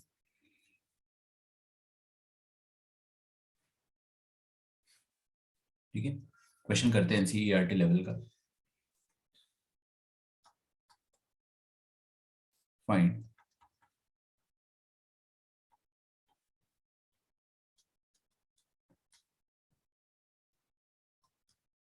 the vector equation of the line passing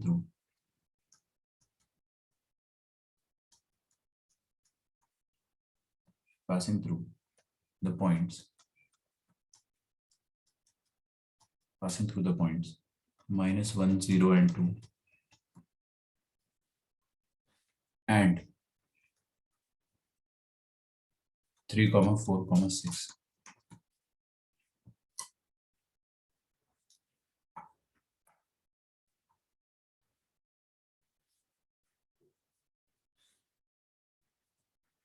ठीक है, तो एक लाइन है जो कि 2 पॉइंट से पास कर रही है। तो कभी भी लाइन की इक्वेशन लिखना तो आपको क्या लिखना होता है, देखो 3,4,6 इसको अपन ए बोल देते हैं, और ये वाला पॉइंट क्या है -1,0,2, इसको हम बी बोल देते हैं। तो ए और बी को जब हम ज्वाइन करेंगे तो आपको क्या मिलेगा, ए बी वेक्टर, आपको मिलेगा ए बी वेक्टर। तो vector equation of line passing through these points निकालना है। तो पहली बात तो आपको क्या पता होना चाहिए कि एक खूबसूरत पॉइंट है, हमारे पास तो दो दो खूबसूरत पॉइंट है, इट्स अ बोनस। और आपको एक पैरेलल वेक्टर पता होना चाहिए, तो we know a parallel vector that is a b. A B vector कितना हो जाएगा, -1 -3 -4 आई कैप, 0 -4 -4 जे कैप, और 2 -6 इज -4 के कैप। आ रहा है समझ में? पक्का? अच्छा, तो ए बी वेक्टर के डायरेक्शन रेशियोज क्या हो गए, -4, -4, -4। लाइन की इक्वेशन आपको वेक्टर फॉर्म में लिखना है, तो वेक्टर फॉर्म में लाइन की इक्वेशन कैसे लिखेंगे, वेक्टर फॉर्म में लाइन की इक्वेशन अपन ऐसे लिखेंगे, देखो आर वेक्टर, आप कुछ भी मत सोचिए आर वेक्टर कहां से, आर वेक्टर है कहीं, यहाँ कहीं है आर वेक्टर, यहाँ हो सकता है, यहाँ हो सकता है, कहीं भी हो सकता है। आप बार बार डिराइव मत करो ना, आप तो डायरेक्ट कंक्लूजन यूज करो। लाइन की इक्वेशन या जनरल पॉइंट कैसे लिखते हैं अपन, A plus lambda B. What is A, this is A, मतलब 3 i cap plus 4 j cap plus 6 k cap. ठीक है, ध्यान से देखना वरना कंफ्यूजन होता है पोजीशन वेक्टर और वेक्टर में। ये ए पॉइंट के पोजीशन वेक्टर है, ठीक है, plus lambda times A B vector. तो मैं ऐसा लिखना चाहूंगा r is equal to A vector plus lambda times A B vector. ठीक है, ए बी वेक्टर क्या है, -4 आई कैप -4 जे कैप -4 के कैप, बस खत्म। ठीक है, अच्छा इस क्वेश्चन में अगर मैं आपसे बोलता हूँ also find the vector in Cartesian, also find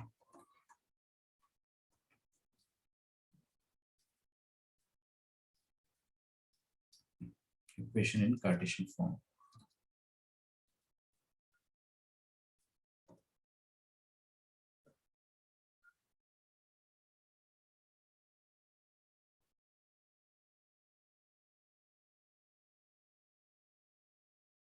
ठीक है, कार्टेशियन फॉर्म में इक्वेशन कैसे लिखेंगे आप सब अच्छे से जानते हैं।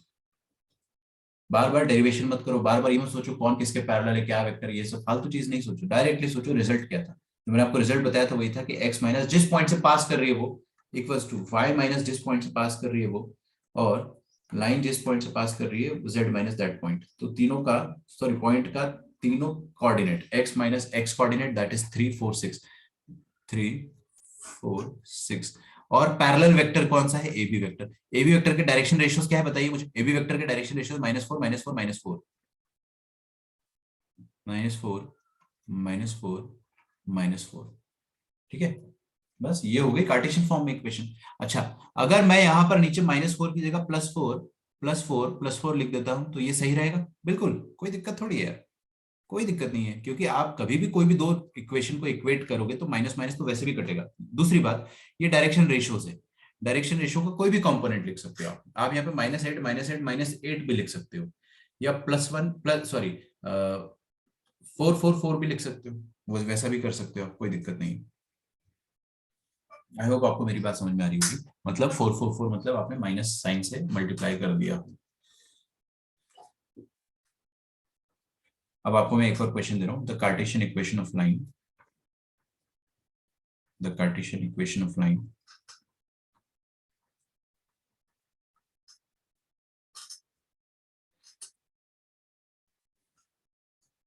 is x plus 3 by 2 equals to y minus 5 by 4 equals to z plus 6 by 2। ये एनसीईआरटी के सॉल्व एग्जांपल है, मैं आपको इसलिए बता रहा हूँ क्योंकि आपको याद रखना है कि आसान क्वेश्चन कर रहे हो, ये सब एनसीईआरटी लेवल, एनसीईआरटी बुक के ही सॉल्व एग्जांपल्स है सारे, बट ये करना बहुत जरूरी है क्योंकि इनसे ही आपके बेसिक्स क्लियर होते हैं।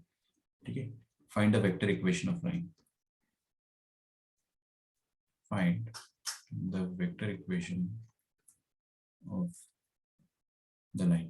तो लाइन का वेक्टर इक्वेशन हमको निकालना है, तो कैसे निकालेंगे। हाँ अच्छा, अद्वैत आप मेरे से जो पूछ रहे हो वो मैं समझ गया, आप ऐसे भी लिख सकते हो इक्वेशन को, मतलब इस बी पॉइंट की मदद से भी लिख सकते हो, क्योंकि पॉइंट बी भी तो पास कर रहा है उससे, तो you could have written in this way as well. अच्छा वो आपने ये चीज पूछ ली।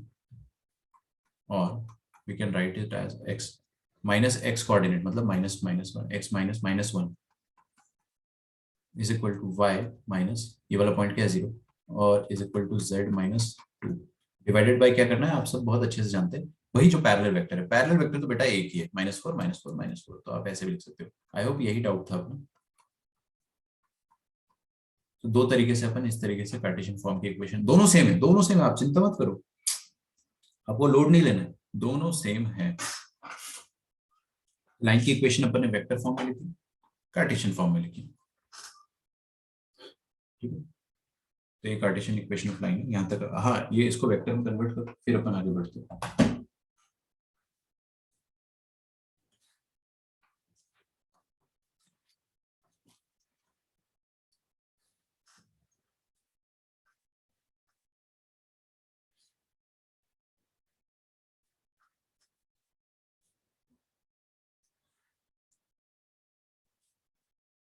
बिल्कुल, देखिए कैसे करेंगे। पहले तो आप देखो कि ये जो लाइन है उसको ड्रॉ कर लो, ये लाइन एक खूबसूरत पॉइंट से पास कर रही है, वो खूबसूरत पॉइंट क्या है, ये रहा, देखो ऊपर रहता है पॉइंट, नीचे रहता है पैरेलल वेक्टर, नहीं समझ में आ रहा है, अरे यार ऊपर रहता है पॉइंट, नीचे रहता है पैरेलल वेक्टर, आ रहा है ना। हाँ देखो ऊपर रहता है पॉइंट मतलब -3,5,-6, ये पॉइंट है जो ऊपर रखा हुआ है, लाइन पर रखा हुआ है, तो ऊपर लिखने, ऊपर जो भी चीज लिखी होती है that is a point lying on the line, and नीचे क्या होता है 244 is the direction ratios of a parallel vector. Basically एक पैरेलल वेक्टर की डायरेक्शन रेशियो आपको दे रखी है, तो लाइन के पैरेलल जो भी वेक्टर होगा उसके डायरेक्शन रेशियो हमें दिए हुए इस तरह से। तो नीचे अपने को लाइन का जीपीएस दिया होता है 2i cap plus 4j cap plus 4k cap,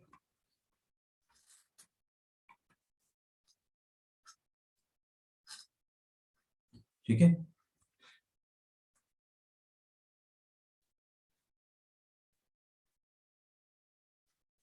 So the Cartesian equation of line is given. अब वेक्टर इक्वेशन कैसे लिखोगे, देखो ऐसे लिखते हैं, एनी जनरल पॉइंट आर, है ना, बार बार डिराइव नहीं करना है बेटा, आप ऐसे लिखो कि लाइन की इक्वेशन, जैसे कि जिन बच्चों को आर में कंफ्यूजन होता है ना, उनको मैं एक कॉन्टेक्स्ट देना चाहता हूँ। मान लो मैंने लाइन की इक्वेशन लिखी 3x plus 4y plus 7 is equal to 0।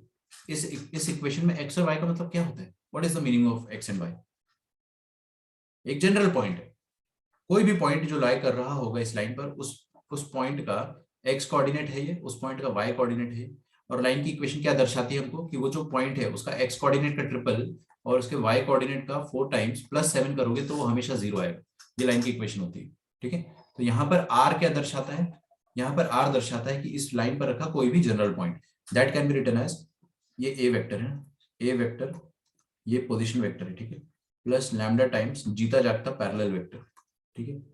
तो -3i cap plus 5j cap minus 6k cap plus lambda times vector b कितना हो जाएगा 2i cap plus 4j cap plus 4k cap,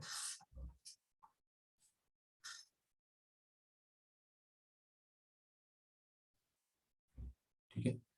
lambda eliminate नहीं करना होता है हमें, लैम्डा एलिमिनेट करोगे अगर आप तो एक कोई तरीके से कर सकते हो। देखो सुनो मेरी बात, अब मेरी बात बहुत ध्यान से सुनना है ना। मान लो यहाँ पे मैंने लैम्डा 1 डाला, तो मेरे को क्या मिलेगा, something plus something i cap plus j cap plus j k cap. तो मेरे को जो पॉइंट मिल रहा है ना वो क्या है, लाइन पर रखा हुआ कोई एक one of the points. Lambda का वैल्यू 2 डालोगे तो आपको कोई दूसरा पॉइंट मिलेगा, 3 डालोगे तो कोई तीसरा पॉइंट मिलेगा। तो लैम्डा की अलग अलग वैल्यू के लिए आपको अलग अलग पॉइंट्स उस लाइन पर रखे हुए मिलेंगे, different different points lying on that line, ठीक है।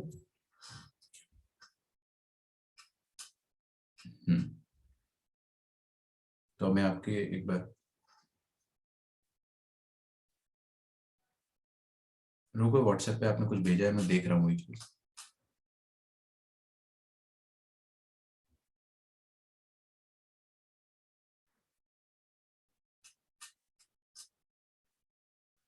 नहीं, गलत, गलत, अमर गलत है भाई। देखो सुनो मेरी बात, जरूरी नहीं है, आपने क्या करा है, देखो जो आपने करा उसको ब्लंडर कहते हैं, ऐसा मत करो। R vector is equal to A plus lambda b, a vector plus lambda times B vector लिख रहे हो ना, फिर आप बोल रहे हो कि मैंने ये ए पॉइंट के पोजीशन वेक्टर लिखी है इसमें प्रीवियस क्वेश्चन में, और ये बी पॉइंट के पोजीशन वेक्टर बी वेक्टर है, ठीक है।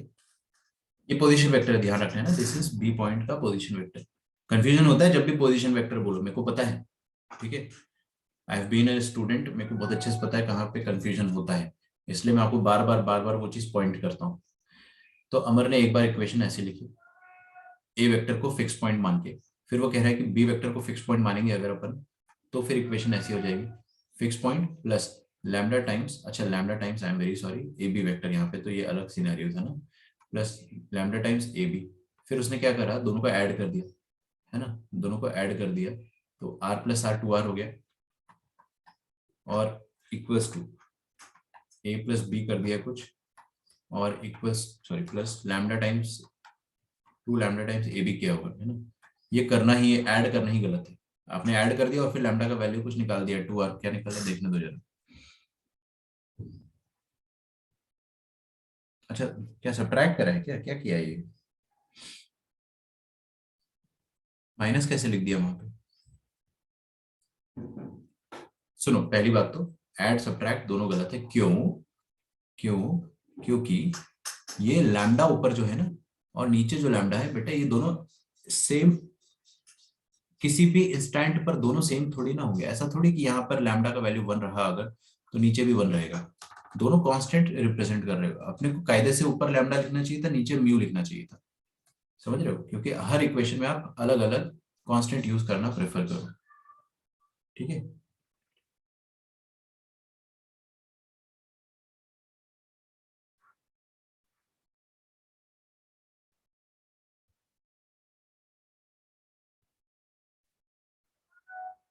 ठीक है, तो यहाँ पर अपने को नीचे अलग कांस्टेंट यूज करना चाहिए, क्योंकि अब अलग इक्वेशन हो गई ना यार, समझ रहे हो मेरी बात को? है तो इक्वेशन सेम लाइन की, बट क्योंकि अपन अब पॉइंट बी अलग यूज कर रहे हैं, तो यहाँ पे एक अलग म्यू आएगा, तो फिर वो ऐड सब्ट्रैक्ट करने वाला टेंशन अपने को सोचना ही नहीं है, वो सब मत सोचो, दैट इज रॉन्ग।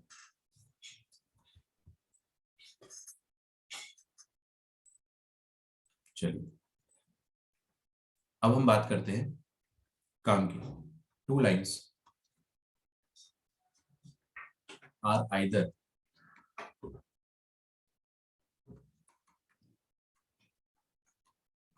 देखो दो लाइंस जो 3D स्पेस में होती है वो या तो पैरेलल हो, two lines are either parallel, या फिर इंटरसेक्टिंग होती है, इंटरसेक्टिंग होती है, और एक तीसरी भी लाइन होती है स्क्यू, पैरेलल, इंटरसेक्टिंग या फिर स्क्यू, ठीक है। जैसे कि मैं आपको समझाता हूँ, यहां तक लिख लो पहले। अब अपने को पता करना है कि दोनों लाइंस का पॉइंट ऑफ इंटरसेक्शन अगर निकालने को बोला आपको, तो हम कैसे निकालेंगे, ठीक है। ओके, ध्यान से देखिएगा ना, तो आई होप आपको सामने दिख रहा होगा, बाल ठीक कर लेता हूँ थोड़े, ठीक है। हमारे पास दो लाइंस है, so we have these two lines, और ये दोनों लाइंस ऐसे पैरेलल हो सकती है, इट कैन बी पैरेलल, ठीक है। हो सकता है ये दोनों इंटरसेक्ट करें, इन दोनों का पॉइंट ऑफ इंटरसेक्शन हो कुछ ना कुछ, या ऐसा हो सकता है कि ये दोनों कभी भी इंटरसेक्ट ना करें, मतलब स्क्यू, इस तरीके से दिख रहा है आपको, स्क्यू लाइंस ऐसी होती है, कभी भी इंटरसेक्ट ना करें। आई होप आपको नजर आ रहा होगा मैं क्या क्या बताना चाह रहा हूँ। हाँ, ये ब्लैक बैकग्राउंड में कर लो थोड़ा इसको, ठीक है। ये स्क्यू होगी ना, they are skew, they are skew, ठीक है, समझ में आ रहा है, ये कभी भी इंटरसेक्ट नहीं करेगी। और आप ये मत बोलना कि सर ये पैरेलल होता है, पैरेलल उठा के इसको नीचे रख दो, कर लिया इंटरसेक्ट, ना ना ना, ये लाइन है बेटा, ये वेक्टर नहीं है, this is not a vector, this is a line. Line को आप पैरेलली मूव नहीं कर सकते हो, lines are not free like vectors, line तो जहां है वहां रहेगी ना, लाइन थोड़ी ना बदल जाएगी। तो स्क्यू लाइंस नेवर इंटरसेक्ट, ठीक है, हालांकि लाइंस पैरेलल ऐसे होती है और स्क्यू ऐसे होती है, ठीक है। So lines are parallel in this way, और स्क्यू मतलब ऐसा। तो पैरेलल लाइंस भी कभी भी इंटरसेक्ट नहीं करेगी, because obviously it is self explanatory, parallel lines never intersect, and skew lines भी कभी भी इंटरसेक्ट नहीं करेगी, एक ऐसे आगे निकल जाएगी, एक इधर साइड से निकल जाएगी, ठीक है। मेरी बात समझ में आ रही है आपको? तो पैरेलल लाइन भी इंटरसेक्ट नहीं करती, स्क्यू लाइंस भी इंटरसेक्ट नहीं करती। अच्छा, और कुछ अपन समझते हैं। इंटरसेक्टिंग लाइंस कैसी होती है? वो ऐसी होती है, these are the intersecting lines. ठीक है, एक मिनट रुकिए। ठीक है, तो ऐसी लाइंस जो होती है ये इंटरसेक्टिंग होती है, these are the intersecting lines. ठीक है, आपको समझ में आ रहा है? तो अब इंटरसेक्टिंग लाइंस का पॉइंट ऑफ इंटरसेक्शन निकालना है मुझे।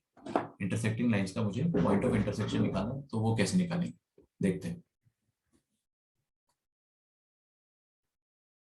नॉट नेसेसरी कि स्क्यू लाइंस 90 डिग्री पर हो। किसने बोला?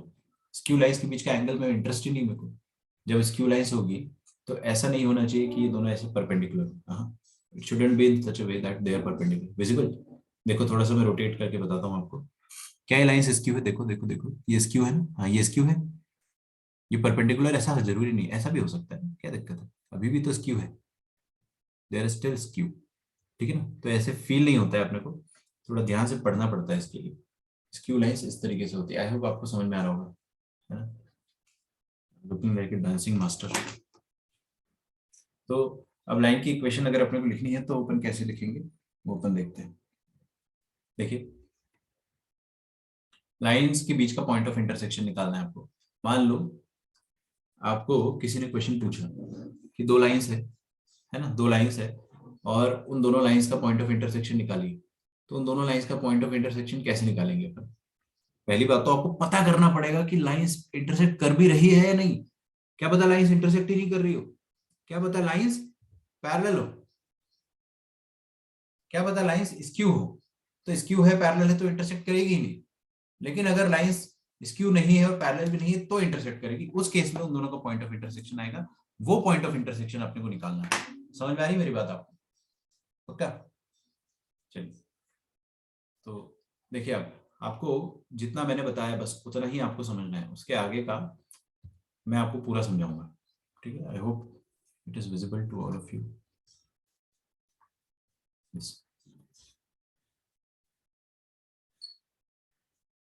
तो कैसे निकालते हैं पॉइंट ऑफ इंटरसेक्शन वो अपन देखते हैं।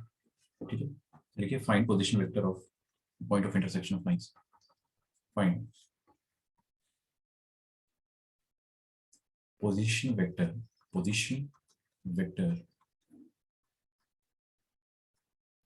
of point of intersection of lines। देखिएगा ना लाइन क्या है वो भी देखते हैं।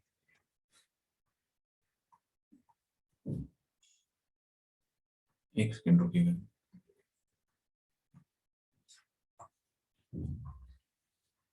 ओके, तो position vector of, just minute, single screen में। ठीक, लाइंस क्या है? लाइंस सर ऐसा दिया हुआ है आपको, r vector is equal to i cap minus j cap minus 10 k cap plus lambda times 2 i cap minus 3 j cap plus 8 k cap and r vector is equal to 4 I cap minus 3 j cap minus k cap plus mu times I cap minus 4 j cap plus 7 k cap। यार ये lines की equation है। ठीक है, अभी तो question दिया है मैंने, अभी आपको डरना थोड़ी। these are the equation of line, these are the equation of both the lines। ठीक है, now what you have to do, you have to find कि इन दोनों का पॉइंट ऑफ इंटरसेक्शन क्या होगा।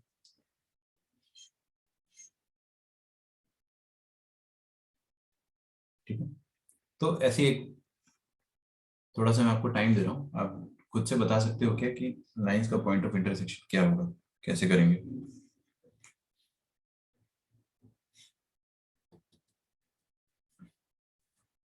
सबसे पहली बात है,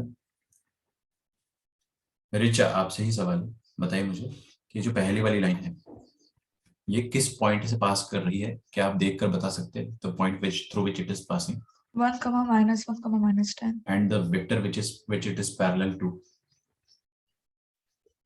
2i - 3j हाँ, + 8k।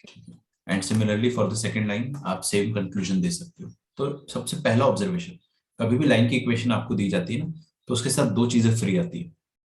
पहला तो जिस पॉइंट से वो पास कर रहा है वो वाला पॉइंट, और दूसरा दूसरा उसके पैरेलल वेक्टर आपको फ्री मिल जाता है। ठीक है ना? अच्छा, ठीक है। तो हम लोग क्या करते हैं कि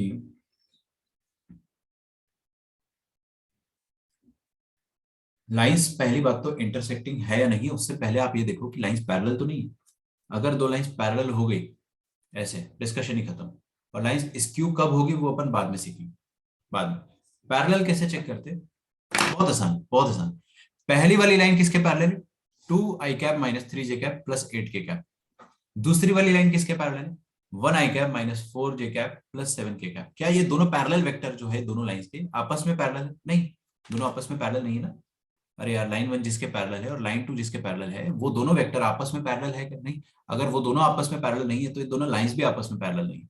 बिकॉज अगर दो लाइंस पैरेलल होगी तो इसका जो जीपीएस होगा और इसका जो जीपीएस होगा, ये वाला जीपीएस और ये वाला जीपीएस, ये दोनों की दोनों आपस में पैरेलल होंगे ना। सोच के देखो, दोनों जीपीएस आपस में पैरेलल होंगे। बट ऐसा यहाँ पे है नहीं। अरे इतना तो देखते आता ना कि जीपीएस पैरेलल है या नहीं। देखो ये 2 - 3 और 8 उसी का कुछ मल्टीपल होता है यहाँ पे अगर पैरेलल होते तो। बट ऐसा कुछ है नहीं। तो lines are definitely not parallel. तो either line can be intersecting और लाइंस कैन बी स्क्यू। तो लाइंस कैन बी इंटरसेक्टिंग और स्क्यू वो अपन देखेंगे कैसे। तो सबसे पहले आप है ना अज्यूम कर लो कि लाइन इंटरसेक्टिंग है। If they are not parallel then they might be intersecting, so let us assume that the lines are intersecting. तो लिखिए let the lines be intersecting, let the lines be intersecting. तो अगर lines intersecting है तो पहली वाली line को देखो आप ध्यान से, उस पर एक जनरल पॉइंट में लिखना जा रहा हूं। General point on a line, general point on line 1। Line 1 पे जनरल पॉइंट कैसे लिखेंगे? देखिए इधर देखिए, स्टॉप राइटिंग, सामने देखो। 1i cap plus 2 lambda j cap. इस लाइन को आप इस तरीके से लिख सकते हो, 1 + 2 लैम्डा i कैप। चमका? आगे देखते हैं। -1 + 3 लैम्डा j कैप। नहीं चमकेगा तो मुझे बताइएगा।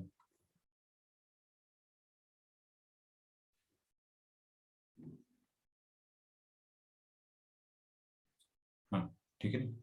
और तीसरा पॉइंट क्या हो सकता है? -10 + 8 लैम्डा, -10 + 8 लैम्डा k कैप। तो इसको मैं ऐसा लिख दूं क्या? 10 - 8 लैम्डा k कैप। मतलब ये लाइन पर कोई भी जनरल पॉइंट अगर मुझे लिखना है, ये लाइन पर कोई भी जनरल पॉइंट मुझे लिखना है तो क्या है? अद्वैत का आंसर एकदम सही आया। गजब, very interesting, very good, very good.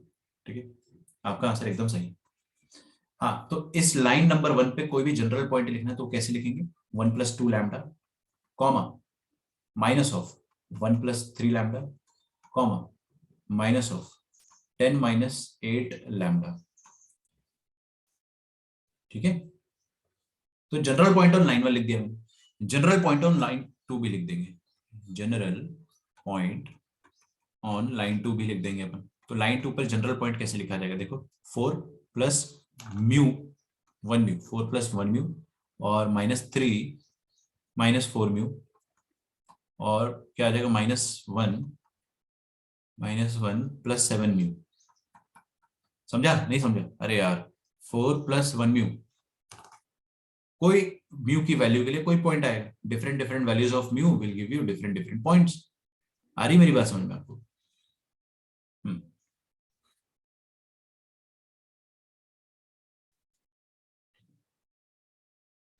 अब अगर लाइंस इंटरसेक्ट करती है तो लाइंस का जो पॉइंट ऑफ इंटरसेक्शन होगा वो दोनों लाइंस में कॉमन होगा। मतलब जो इंटरसेक्टिंग पॉइंट होगा that will be lying on line 1 as well as line 2, दोनों पर लाइन लाई करेगा। तो हम लोग उस केस में क्या बोलेंगे? दोनों का पॉइंट सेम होगा।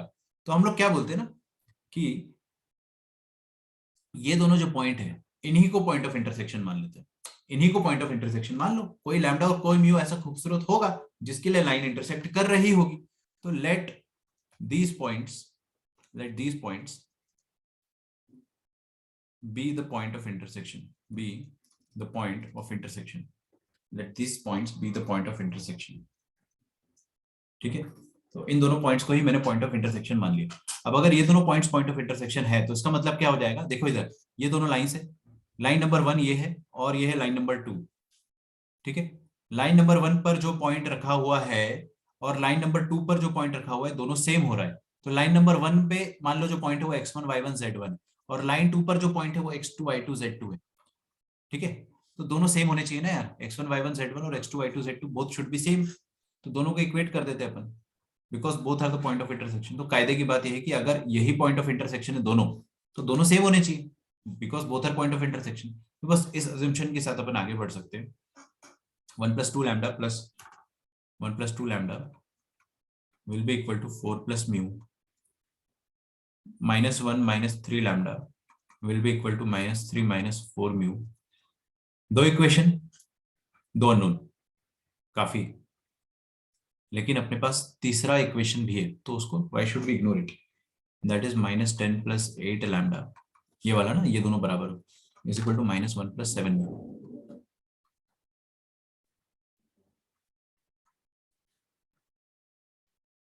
माइनस 1 प्लस 7 म्यू, ठीक है। यहां से आप लैम्डा और म्यू का वैल्यू निकाल सकते हो पहली दो इक्वेशन से। हाँ इजीली निकाल सकता हूँ मैं, पहली दो इक्वेशन से लैम्डा और म्यू का वैल्यू मैं आराम से निकाल सकता हूँ। निकाल के बताऊँ यार, तुम लोग समझते नहीं हो कुछ। निकाल लोगे ना, कि करके बताऊँ। 2 lambda minus mu minus 3 is equal to 0 या इज इक्वल टू 3, और यहाँ पे क्या आ जाएगा, थोड़ा ध्यान से देखना है ना, डरना मत। 3 लैम्डा मैं उस तरफ ले जा रहा हूँ, minus 4 mu is equal to, शांति रखिए बेटा, ये माइनस 3 लैम्डा उस तरफ जाएगा तो प्लस 3 लैम्डा माइनस 4 म्यू, और ये माइनस 3 इस तरफ आएगा तो ये हो जाएगा 3 माइनस 1 दैट इज 2। तो RHS में 2 आ जाएगा। इन दोनों को अगर अपन सॉल्व करते हैं तो लैम्डा म्यू आ जाएगा। ऊपर वाली इक्वेशन को मैंने 4 से मल्टीप्लाई करा, तो 4 दूनी 8, 4 एकम 4 और 4 तिया 12, ठीक है। दोनों को सब्ट्रैक्ट कर देंगे, सब्ट्रैक्ट कर देंगे तो क्या हो जाएगा, 8 माइनस 3 5 लैम्डा, फिर ये दोनों कट जाएगा तो 12 माइनस 2 10, तो लैम्डा का वैल्यू 2 आ जाएगा और म्यू का वैल्यू आ जाएगा, रखो वहां पे 4, कट गया तो म्यू का वैल्यू बना रहा है, चेक कर लेना। तो मतलब पहली दो इक्वेशंस को सॉल्व करा मैंने, पहली दो इक्वेशन को मैंने अगर सॉल्व करा तो मेरे पास लैम्डा का वैल्यू आ गया और म्यू का वैल्यू आ गया।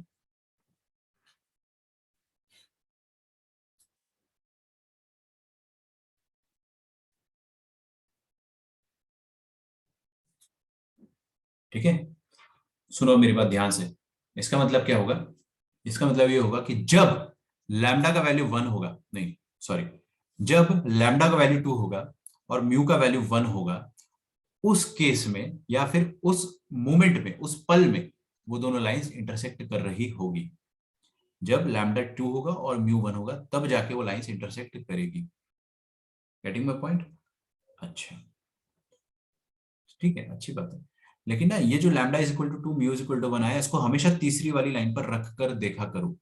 अगर सुनो मेरी बात, मैं एकदम गोल्डन वर्ड्स कह रहा हूं, ऐसा नहीं है कि दो इक्वेशन, दो अननोन, आपने ये दो दो इक्वेशन से काम चला लिया हो, दो अननोन को, ठीक है। उसको तीसरी वाली लाइन पर रख कर देखो, अगर वो तीसरी वाली लाइन को, तीसरी वाली इक्वेशन को भी सेटिस्फाई करता है तो इसका मतलब दोनों लाइंस इंटरसेक्टिंग है और इंटरसेक्टिंग पॉइंट भी अपने पास आ गया।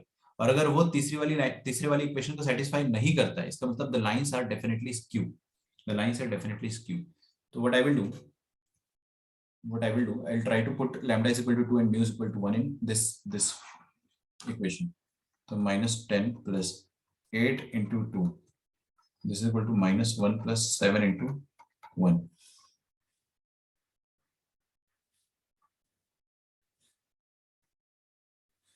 तो ये कितना हो जाएगा, minus 10 plus 16 is equal to 7 minus 1 that is 6। बराबर हो रहा है क्या? हाँ बराबर हो रहा है, बराबर हो रहा है। इसका मतलब लैम्डा और म्यू हमारे पास सही आया है, और लैम्डा का वैल्यू 2 होने पे और म्यू का वैल्यू 2 होने पे लाइंस इंटरसेक्ट करेंगी। तो इसका मतलब therefore lines are intersecting, lines are intersecting. सीख लो अच्छे से, बहुत आसान तरीका बता रहा हूं मैं। और किस पॉइंट पे इंटरसेक्ट करेंगी? इस पॉइंट पे, कोई भी, किसी भी, इस पे या इस पे आप लैम्डा का वैल्यू या म्यू का वैल्यू रख दो, ठीक है। मैं यहाँ पे रखता हूँ, म्यू का वैल्यू 1 है ना, 4 + 1 5 at 4 + mu comma -3 comma -4m comma -1 7 mu. तो म्यू का वैल्यू अपन ने 1 रखा तो ये हो जाएगा 5 कॉमा -7 कॉमा 6। सो ये हो गया आपका पॉइंट ऑफ इंटरसेक्शन। समझ में आया? बहुत मुश्किल था नहीं, बहुत आसान था। हाँ, लेकिन अपन ने अभी तक क्या है कि इंटरसेक्टिंग लाइंस तो देख ली। नाउ इट इज टर्न कि हम देखें कि स्क्यू लाइंस आती है नहीं आती है, व्हाटएवर। तो क्वेश्चन देखिए अगले। अगर मैं बोलता हूँ आर वेक्टर दिया है अपने को -3i cap plus 6j cap plus lambda times -4i cap plus 3j cap plus 2k cap, और दूसरा वेक्टर, दूसरा लाइन की इक्वेशन आपके पास -2i कैप प्लस 7k कैप प्लस म्यू टाइम्स -4i cap plus j cap प्लस k कैप। आपको find the point of intersection करना है। सेम क्वेश्चन है, you write it yourself. Find the point of intersection, लिख लेना खुद से। Find the point of intersection, करो वही सॉल्व करो।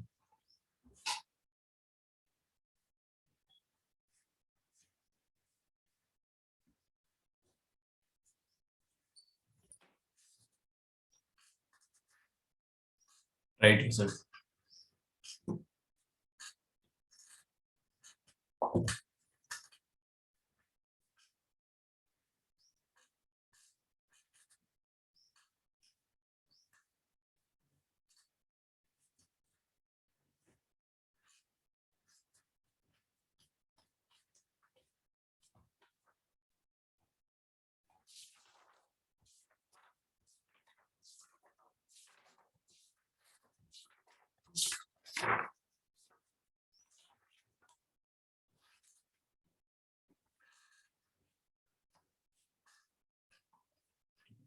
तो सबसे पहली बात तो देखो, लाइंस आर नॉट पैरेलल, है ना।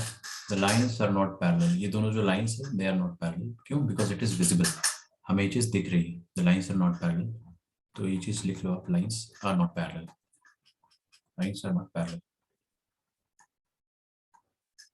ओके, अब let's assume the lines are intersecting. तो पहली वाली लाइन पर जनरल पॉइंट जो होगा, जनरल पॉइंट यहाँ लिख लो पहले अच्छे से। लेट्स अज्यूम, आप लिखोगे नहीं फिर कंफ्यूज होगे, फिर मेरे पास आओगे। Let's assume lines are intersecting. तो अगर लाइंस इंटरसेक्टिंग है, अगर लाइंस इंटरसेक्टिंग है,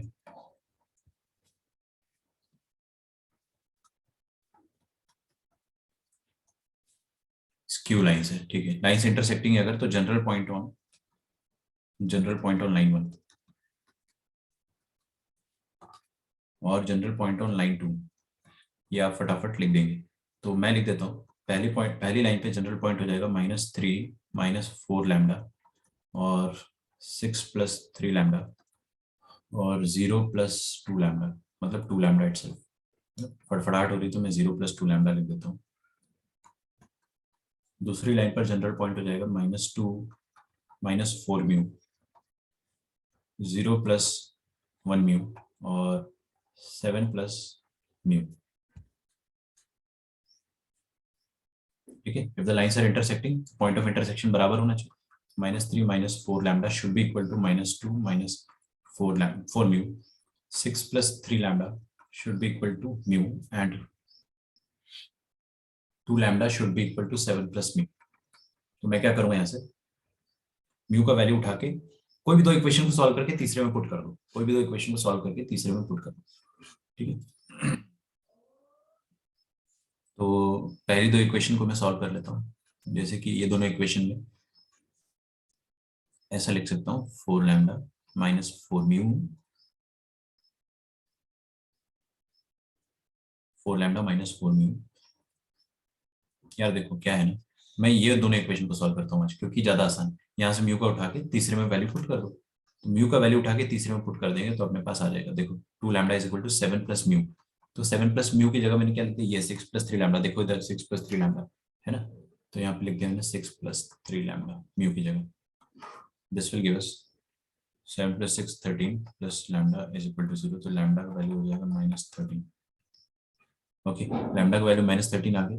इसको पुट करो आप तो म्यू का वैल्यू आ जाएगा आपके पास -33। मेरे पास लिखा है तो I am using the data directly. आप इसको अब दोबारा फर्स्ट इक्वेशन में, क्योंकि आपने सेकंड और थर्ड सॉल्व करा है, तो उठा के आप इसको फर्स्ट में डालो। जब आप इसको फर्स्ट में डालोगे तो आपका LHS RHS बराबर नहीं आएगा। करके देख लो, मैं करके बताता हूँ। यहाँ पे देखिए 13 4 52 -52, तो -52 प्लस 52 हो जाएगा वो, तो 52 -3 एंड इधर आ जाएगा -2 माइनस, यहाँ पे डाली 52 नेगेटिव का तो +52, तो 52 -3 इज 49 एंड यहाँ पे आ जाएगा 50। 49 is 50 is equal to 50 is nonsense. ये बराबर नहीं हो रहा है, इसका मतलब क्या है कि लाइंस इंटरसेक्ट नहीं कर रही है। ये जो लैम्डा और ये म्यू आया है, इस लैम्डा और म्यू पर भी लाइन इंटरसेक्ट नहीं करेगी, मतलब lines are definitely skew. Skew lines को ऐसे बनाया जाता है मैथमेटिक्स में, देखो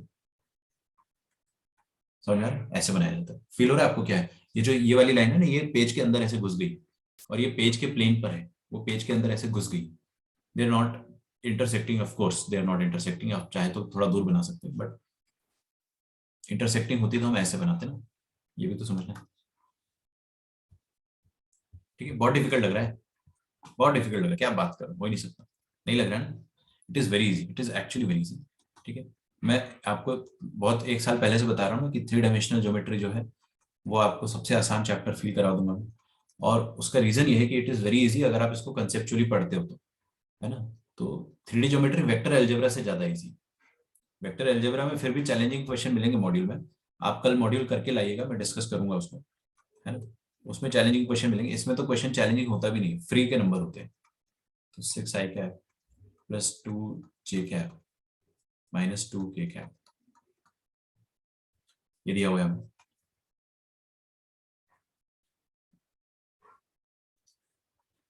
तो कैसे सॉल्व करेंगे अपन दोनों लाइंस को? सबसे पहली बात तो, are these lines parallel, yes और नो, बताइए मुझे। दोनों के डायरेक्शन रेशियोज जो है या दोनों के पैरेलल वेक्टर जो है वो तो आपस में parallel. Lines should also be parallel, line should also be parallel.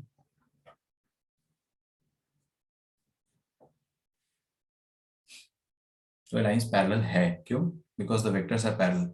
तो सबसे पहली बात तो लाइंस पैरेलल है, लाइंस आर पैरेलल। अच्छा, पैरेलल लाइन कभी इंटरसेक्ट कर सकती है क्या? कैसे पैरेलल है देख लो भाई। किसी को फड़फड़ाहट हो रही तो ये 3 - 1, इसके डायरेक्शन रेशियो 3 - 1 और 1, और इसके डायरेक्शन रेशियो -6 2 एंड -2। तो रेशियो चेक कर लो ना, रेशियो 3/-6 ये -½ है, -1/2 भी -½ है और 1/-2 भी -½ है। रेशियो बराबर है तो lines are parallel. If the lines are parallel they won't intersect but they can be coincidental. सोच के देखिए ना, दो पैरेलल लाइन इंटरसेक्ट तो नहीं करेगी, लेकिन क्या दोनों कोइंसिडेंटल हो सकती है? हाँ बिल्कुल। और अगर वो कोइंसिडेंटल हुई तो उनके सॉल्यूशंस इनफाइनाइट आएंगे, तो उस केस में आप नो सॉल्यूशन नहीं कह सकते हो। तो अगर दो लाइंस पैरेलल है तो आप क्या किया करो, always check for coincidental, check for coincidental. कैसे चेक करते हैं कोइंसिडेंटल के लिए? सेम लॉजिक, करो एक बार ट्राई। सेम लॉजिक है, आपको क्या करना है, जनरल पॉइंट ऑन लाइन 1 लिखना है, जनरल पॉइंट ऑफ लाइन 2 लिखना है, ठीक है?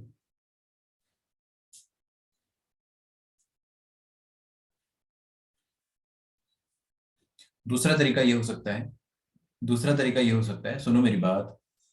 यस, रिचा आपसे फिर से एक और क्वेश्चन, अच्छा क्वेश्चन, कि ये जो दूसरी वाली लाइन है, सेकंड वाली line, tell me the point that it is passing through. ये किस पॉइंट से पास कर रही है? 2,0,0. अच्छा गुड। पहली वाली लाइन कौन सी पॉइंट से पास कर रही है? 0,0 ओरिजिन से. ओरिजिन से पास कर रही है, बहुत बढ़िया। तो first line is passing through origin. और अगर लाइंस वाकई में कोइंसिडेंटल है, लाइंस वाकई में कोइंसिडेंटल है, तो अगर एक लाइन ओरिजिन से पास कर रही है तो दूसरी भी ओरिजिन से कर रही होगी, इफ दे आर कोइंसिडेंटल। तो अपन जुगाड़ से ही कर सकते ना यार, हम लोग जुगाड़ से सॉल्व कर सकते। Since line 1 is passing through origin, line 1 is passing through origin, origin, and if both are coincidental, if both are coincidental या coincident लिखो, both are coincident, then L2 should also pass through origin, then L2 should also pass through origin। तो कहने का मतलब ये हो गया कि अगर लाइन 1 ओरिजिन से पास कर रही है तो लाइन 2 भी ओरिजिन से पास करेगी, और अगर लाइन 2 और लाइन 1 दोनों ओरिजिन से पास कर रही तो करा दो भाई। आप L2 पे जनरल पॉइंट लिखो और चेक करो कि वो 0 0 कब होता है। General point on L2, general point on L2 कैसे लिखेंगे अपन? L2 पर जनरल पॉइंट ऐसे लिखेंगे 2 + 6 times s, comma 0 + 2s, comma -2s, मतलब 0 - 2s, 0 + -2s। ठीक है, तो ये हो गया लाइन 2। लाइन 2 का कोई भी जनरल पॉइंट चेक कर लो कि कौन से s के वैल्यू के लिए ओरिजिन के बराबर हो रहा है। ठीक है, तो line 1 is passing through, line 1 L1 is passing through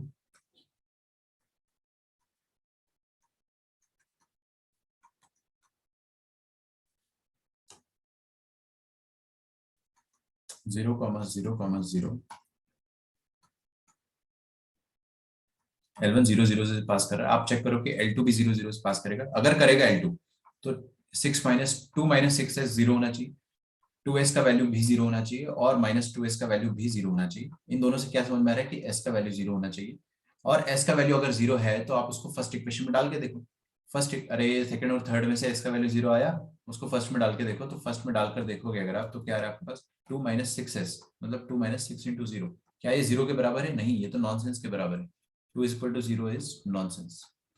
इसका मतलब क्या हो गया? इसका मतलब ये हो गया कि लाइन टू किसी भी एस की वैल्यू के लिए ओरिजिन से पास नहीं कर सकती है। तो लाइन 2 अगर ओरिजिन से पास नहीं कर रही है और लाइन 1 ओरिजिन से पास कर रही है, मतलब दे आर नॉट कोइंसिडेंट।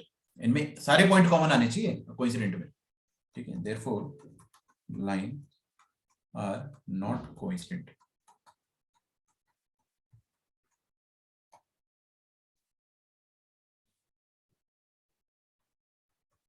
लिखो r vector is equal to 2k plus lambda times 3i cap plus 2j cap plus 1k cap, and इधर भी लिखा हुआ है r vector is equal to 3i cap plus 2j cap plus 3k cap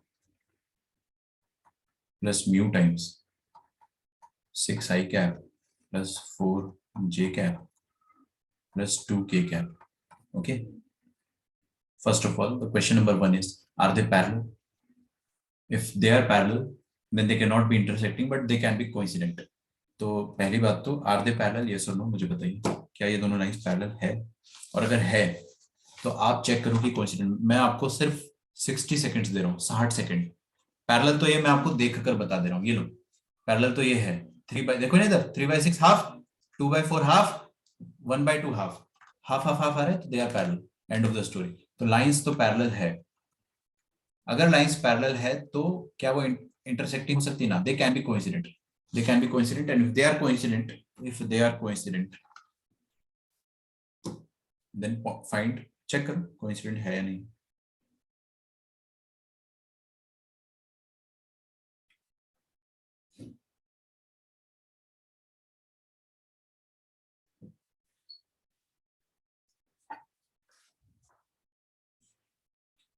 तो if the lines are parallel they can be coincident, और वो coincident है तो आप L1 पे जनरल पॉइंट लिखो।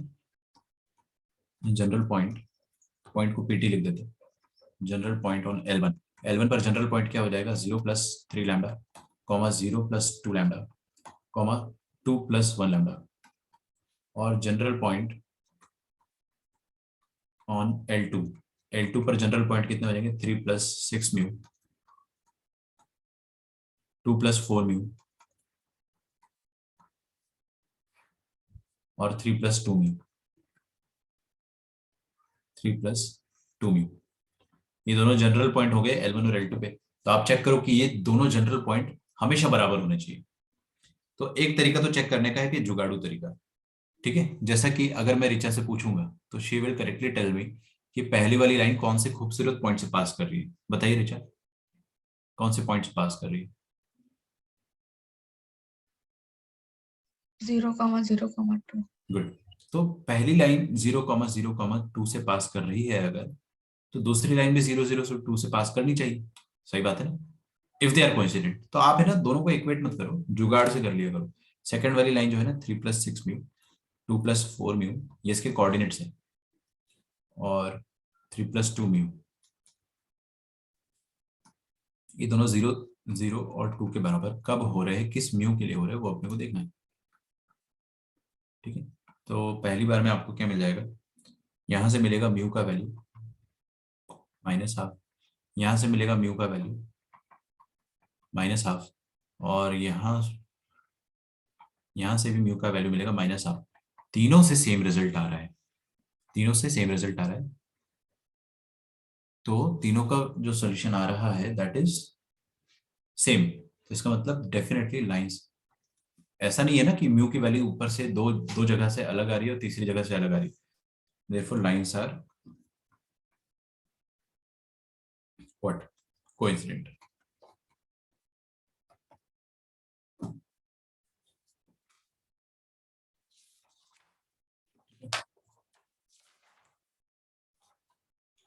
सर अगर दो लाइंस क्यू होगी तो उसकी क्या कंडीशंस है? क्यू की कंडीशन कुछ नहीं होती, you have to check it out, आपको हर बार निकाल के देखना पड़ेगा।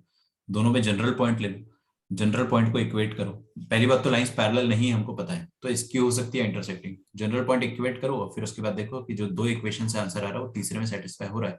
अगर हो रहा है तो इंटरसेक्टिंग है, नहीं हो रहा तो इसकी as such there is no condition. हम देख कर कभी नहीं बता सकते, सिर्फ देख के हम सिर्फ इतना बता सकते हैं कि लाइंस पैरेलल हो सकती है या नहीं, इसके अलावा you can not tell anything. आपने जो भेजा मेरे को सॉल्यूशन अद्वैत, वो मैं देख रहा हूँ। ठीक है, चलिए, तो एक छोटा सा और टाइटल है, ऐसे भी चलेगा ना, देखता हूँ। हाँ अरे चलेगा बिंदास, मैंने तो, ये तो जुगाड़ है ना। Technically what you should have done, ये 3 lambda should be equal to 3 + 6 mu, this should be equal to this should be equal to this, ऐसा करना चाहिए था। फिर उसमें आपको दो इक्वेशन सॉल्व करके तीसरे में डालना, वैसे ही कुछ करते हैं। तो अगर हो गया तो फिर कोइंसिडेंट, अदरवाइज नहीं। ठीक है, ठीक है। अब देखिए vector equation of angle bisector.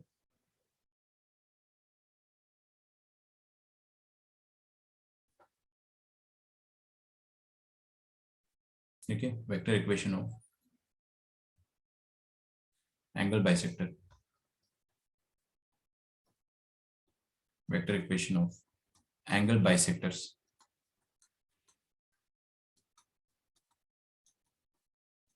Of two lines. ठीक है, बहुत इंटरेस्टिंग टॉपिक है, बहुत छोटा भी, जल्दी खत्म हो जाएगा।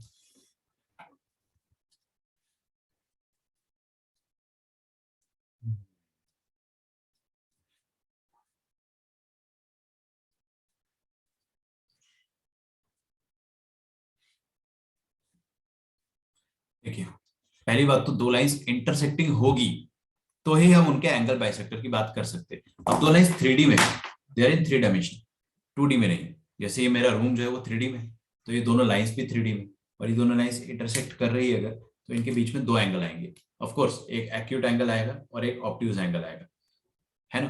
तो पहली बात तो लाइंस इंटरसेक्टिंग होगी तभी आपको एंगल बाइसेक्टर का क्वेश्चन पूछेगा। आपको चेक करना नहीं है, आपको वो हमेशा ऐसे ही पूछेगा कि लाइंस इंटरसेक्टिंग पहले से ही दे देगा। तो ये रही लाइन, लाइन 1 और ये रही लाइन 2। अच्छा, लाइन अगर इंटरसेक्टिंग है, सुनना मेरी बात, लाइंस अगर इंटरसेक्टिंग है तो जरूर उनमें एक पॉइंट कॉमन होगा ही होगा। जो इंटरसेक्टिंग पॉइंट है, point of intersection, that will B common in both the lines.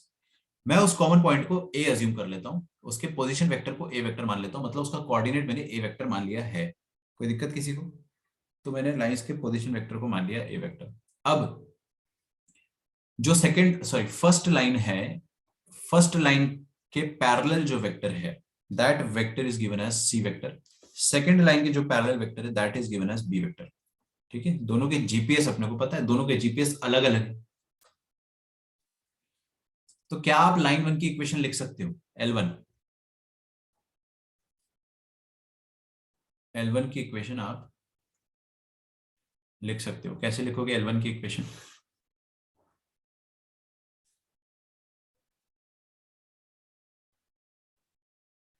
हाँ जी, L1 की इक्वेशन ऐसे लिखोगे, ए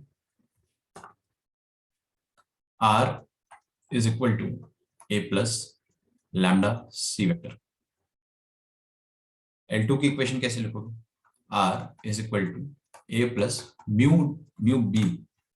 ठीक है, दोनों जगह पर सेम लैम्डा लेना उचित नहीं रहेगा। अब मेरे को क्या करना है कि इनका एंगल बाइसेक्टर लिखना है। तो यार देखो, दो लाइंस के दो एंगल बाइसेक्टर होते हैं, एक एक्यूट एंगल बाइसेक्टर, एक ऑब्ट्यूज। ये बहुत आसान है, 2D में बहुत मुश्किल था। अच्छा, 2D में एंगल बाइसेक्टर कैसे लिखते थे, किसी को याद है? ऐसे ही पूछ रहा हूँ, याद होगा ना? लाइंस की इक्वेशन लिखते थे ax plus B Y plus c, है ना? नहीं याद आ रहा? दोनों लाइंस की equation a1x b1y c1 a2x b2y plus c2 divided by root over of a1 square plus a2 square plus, sorry, इधर भी आ जाएगा root over of a2 square plus b2 square, और यहाँ पे प्लस माइनस होता था, याद आया? प्लस से एक एंगल बाइसेक्टर आता था, माइनस से दूसरा एंगल बाइसेक्टर आता था। फिर वो दोनों में से एक्यूट क्या कौन है, ऑब्ट्यूज कौन है, वो निकालना होता था हमें। तो उसका भी एक तरीका होता था, वो अभी डिस्कस नहीं करूंगा मैं। ठीक है, एक्यूट और ऑब्ट्यूज एंगल बाइसेक्टर कैसे निकालते थे। ठीक है, ये आपके लिए होमवर्क। अगर मैं बताऊंगा तो आप कंफ्यूज हो जाओगे, लेकिन फिर भी बता देता हूँ, देखते हैं किसी को याद है तो अच्छी बात है, आपको अगर याद नहीं है तो समझ में नहीं आएगा, इसी बहाने रिवाइज कर दूंगा। पहले क्या करो आप, कांस्टेंट को पॉजिटिव बनाते थे दोनों लाइंस के। ठीक है, तो दो मॉडिफाइड लाइंस आती थी, उन मॉडिफाइड लाइंस का अपन चेक करते थे a1 a2 plus b1 b2। ठीक है, मॉडिफाइड लाइंस का पहले कांस्टेंट को पॉजिटिव बनाओगे, फिर a1 a2 b1 b2 check करोगे। अगर पॉजिटिव आ गया तो पॉजिटिव वाला ऑब्ट्यूज देता था, और अगर नेगेटिव आ गया तो नेगेटिव वाला ऑब्ट्यूज देता था। आपको अगर याद आ रहा हो तो अच्छी बात है, ऐसा हम लोगों ने पढ़ा था। ठीक है, तो पॉजिटिव आ गया a1 a2 plus b1 b2, तो ऑब्ट्यूज एंगल जो होगा वो पॉजिटिव सिंबल से मिलेगा, दैट इज ये प्लस वाले से। और नेगेटिव आ गया a1 a2 plus b1 b2, तो नेगेटिव वाले से आपको ऑब्ट्यूज मिलेगा। एक्यूट तो याद ही मत रखो, तो आपका सबकॉन्शियस ब्रेन अपने आप याद रखेगा। जब पॉजिटिव ऑब्ट्यूज दे रहा होगा उस वक्त नेगेटिव एक्यूट दे रहा होगा, जाहिर सी बात है। ठीक है, चलो ये सब तो बकवास बातें होगी, है ना? मैंने स्टाइल मारने के लिए आपको रिवाइज करा दिया। अब ये तो रिवाइज हो गया, लेकिन यहाँ पर एंगल बाइसेक्टर कैसे लिखेंगे अपन, वो ज्यादा आसान है। That is easier than what we used to do in Cartesian geometry, 2 dimensional geometry. सबसे पहली बात तो देखो, एंगल बाइसेक्टर 1 जो होगा वो ऐसा कुछ होगा, this can be angle bisector 1। Okay, and इसके परपेंडिकुलर ही एंगल बाइसेक्टर 2 होगा। दोनों एंगल बाइसेक्टर्स एक दूसरे के परपेंडिकुलर होते हैं, मैंने आपको सिखाया है। Both the angle bisectors are perpendicular to each other. ठीक है, अच्छा, एंगल बाइसेक्टर 1 अगर आप देख पा रहे हो तो इसमें ये वाला एंगल और ये वाला एंगल इक्वल होगा। This angle will be equal to this angle. Is that okay? ठीक है, हाँ जी। आप सबको ही सामने देखिएगा, स्टॉप राइटिंग। बहुत आसान सी बात है बट काफी इंपॉर्टेंट है। हो सकता है आपसे बाउंसर निकल जाए, बट मैं निकलने नहीं दूंगा। ये जो एंगल बाइसेक्टर 1 है इसको b1 बोल देते हैं। एंगल बाइसेक्टर 1 की इक्वेशन कैसे लिखेंगे अपन? उसकी इक्वेशन ऐसे लिखेंगे, a प्लस लैम्डा टाइम्स इस b1 के पैरेलल जो वेक्टर है वो निकालो। बाइसेक्टर 1 के पैरेलल जो वेक्टर है उसकी इक्वेशन निकाल लो, खत्म। बाइसेक्टर 1 के पैरेलल जो वेक्टर है उसकी इक्वेशन निकालनी है बस। तो वेक्टर निकालना है हमको b1 के पैरेलल, और b2 के पैरेलल भी अपने को एक वेक्टर निकालना है। कोई भी बच्चा क्लास का मुझे अगर इतना बता दे कि b1 के अलोंग अलोंग b1 यहाँ पर अगर मैं कोई वेक्टर निकाल सकता हूँ क्या, और वो कैसे निकालना है, तो मेरा काम हो जाएगा। बस मेरे पास दोनों एंगल बाइसेक्टर आ जाएंगे, खत्म। एनीवन, देखते हैं, थोड़ा सा तो टाइम लो। पावर कट हो गया यहाँ पे।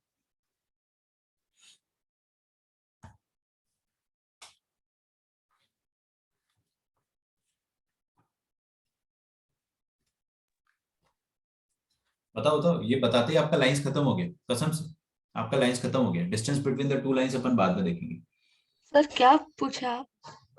मैं बता रहा हूँ, ये जो बाइसेक्टर 1 है ना, इसके अलोंग एक वेक्टर मेरे को पता चल जाए तो मेरा काम हो जाएगा। क्योंकि फिर क्या है, पॉइंट तो ये वाला जो पॉइंट ए है, बाइसेक्टर तो इस पॉइंट से पास कर ही रहा है, मतलब बाइसेक्टर पे रखा हुआ एक पॉइंट तो ए है ही। तो बाइसेक्टर की इक्वेशन अगर मैं लिखना है तो A plus lambda times parallel vector लिखूंगा। बस ये बाइसेक्टर 1 के पैरेलल को एक वेक्टर पता चल जाए तो मेरा काम हो जाएगा। देखो बहुत ईजी है। सबसे पहले आपसे एक सिंपल क्वेश्चन फिजिक्स का, बहुत सिंपल क्वेश्चन। देखते हैं कौन बताएगा, कोई ना कोई बताना। एक वेक्टर है मेरे पास, ए वेक्टर, और एक और वेक्टर है वो भी ए वेक्टर है, तो क्या दोनों वेक्टर का मैग्नीट्यूड सेम हो गया? हाँ, ये ऐसा सोचो कि एक वेक्टर ए है एक वेक्टर बी है, थोड़ा अब अच्छा लगेगा देखने में।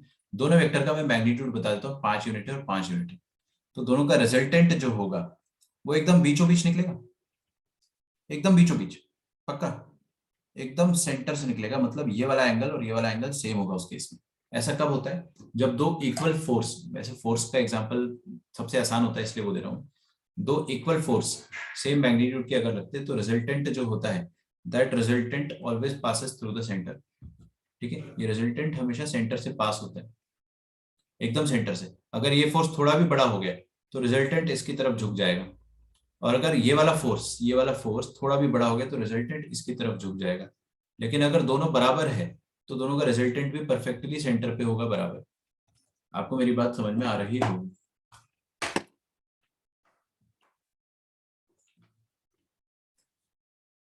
तो दो इक्वल वेक्टर का रिजल्टेंट कहां पर होता है? एकदम उनके बीचों बीच होता है, मतलब एंगल बाइसेक्टर के अलोंग। नहीं सुना। दो इक्वल वेक्टर्स, ये वेक्टर और ये vector equal, equal in magnitude. If two vectors are equal in magnitude then उनका रिजल्टेंट कहां होगा? Along the angle bisector, along the angle bisector. ठीक है, तो मैं क्या कर रहा हूं, मैं क्या कर रहा हूं कि ये जो लाइन 1 है इसके अलोंग क्या है? वेक्टर सी, इसके अलोंग वेक्टर सी, ध्यान से देखना है ना। तो मैं क्या कर रहा हूं कि एक यूनिट वेक्टर ले ले रहा हूं, सी वेक्टर का यूनिट वेक्टर जो होगा, सी वेक्टर का यूनिट वेक्टर जो होगा वो क्या होगा? C cap. और सी कैप क्या होगा बेटा? ये इतनी सी लेंथ वाला, ये एक 1 यूनिट लेंथ वाला, मान लो ये 1 यूनिट लेंथ है, तो ये ऑरेंज वाला सी कैप हो गया, and this C cap is along vector C. और अगर सी कैप वेक्टर सी के अलोंग है तो मैं उसको उठाकर यहां पे रख सकता हूँ फ्री, आराम से इधर रख सकता हूँ, कोई दिक्कत किसी को? ए पॉइंट पर कोई दिक्कत नहीं हो रही ना? अरे यार, सी कैप जो है उसको मैंने यहाँ पे रख दिया। ठीक है, तो I just change the colour, colour change करना अनिवार्य हो गया यहाँ पे। तो सी कैप जो है वो होता है यहाँ पे, लेकिन आप उसको यहाँ भी रख सकते हो, तो दिस इज सी कैप। उसी तरह से ये बी वेक्टर का कैप जो होगा वो बी कैप ऐसा होगा, उस बी कैप को उठा के आप यहाँ पर रख सकते हो, B cap. You can imagine in this manner. अब ये सी कैप और बी कैप क्या दोनों का मैग्नीट्यूड 1 होता है? अरे यार, हर वेक्टर का यूनिट वेक्टर होता है, निकाल सकते हैं ना, किसी भी वेक्टर का यूनिट वेक्टर आप निकाल सकते हो, उसको उसी के मैग्नीट्यूड से डिवाइड कर दो। और यूनिट वेक्टर का मैग्नीट्यूड कितना होता है? 1। दोनों सेम मैग्नीट्यूड के हैं, तो दोनों का जो रिजल्टेंट होगा बी कैप और सी कैप का, क्या वो रिजल्टेंट यहां से पास करेगा एंगल बाइसेक्टर से? क्या वो रिजल्टेंट बी कैप और सी कैप का जो रिजल्टेंट होगा वो एंगल बाइसेक्टर, मतलब एकदम बीचों बीच से पास करेगा? यस और नो? बिल्कुल पास करेगा।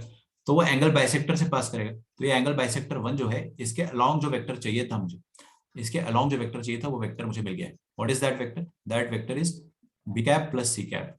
B cap plus C cap जो भी होगा, आई डोंट केयर, वो यूनिट वेक्टर नहीं होगा, क्योंकि ये 1 यूनिट ये 1 यूनिट है, तो उनका रिजल्टेंट चेंज हो जाएगा, वो 1 यूनिट का नहीं होगा, लेकिन वो होगा अलोंग दिस एंगल बाइसेक्टर बस। तो मेरे को एंगल बाइसेक्टर के अलोंग वेक्टर मिल गया, तो ये वेक्टर है B cap plus C cap. तो मेरे को क्या चाहिए था? एंगल बाइसेक्टर पर रखा हुआ एक पॉइंट और उसके अलोंग एक वेक्टर। तो रखा हुआ एक पॉइंट तो मेरे को मिल गया, एंगल बाइसेक्टर पर रखा हुआ एक पॉइंट है ए। तो equation of bisector one, equation of bisector 1 ये हो जाएगा, R vector is equal to A plus lambda times the parallel vector. What is the parallel vector? B cap plus C cap, lambda times the parallel vector. और equation of bisector 2,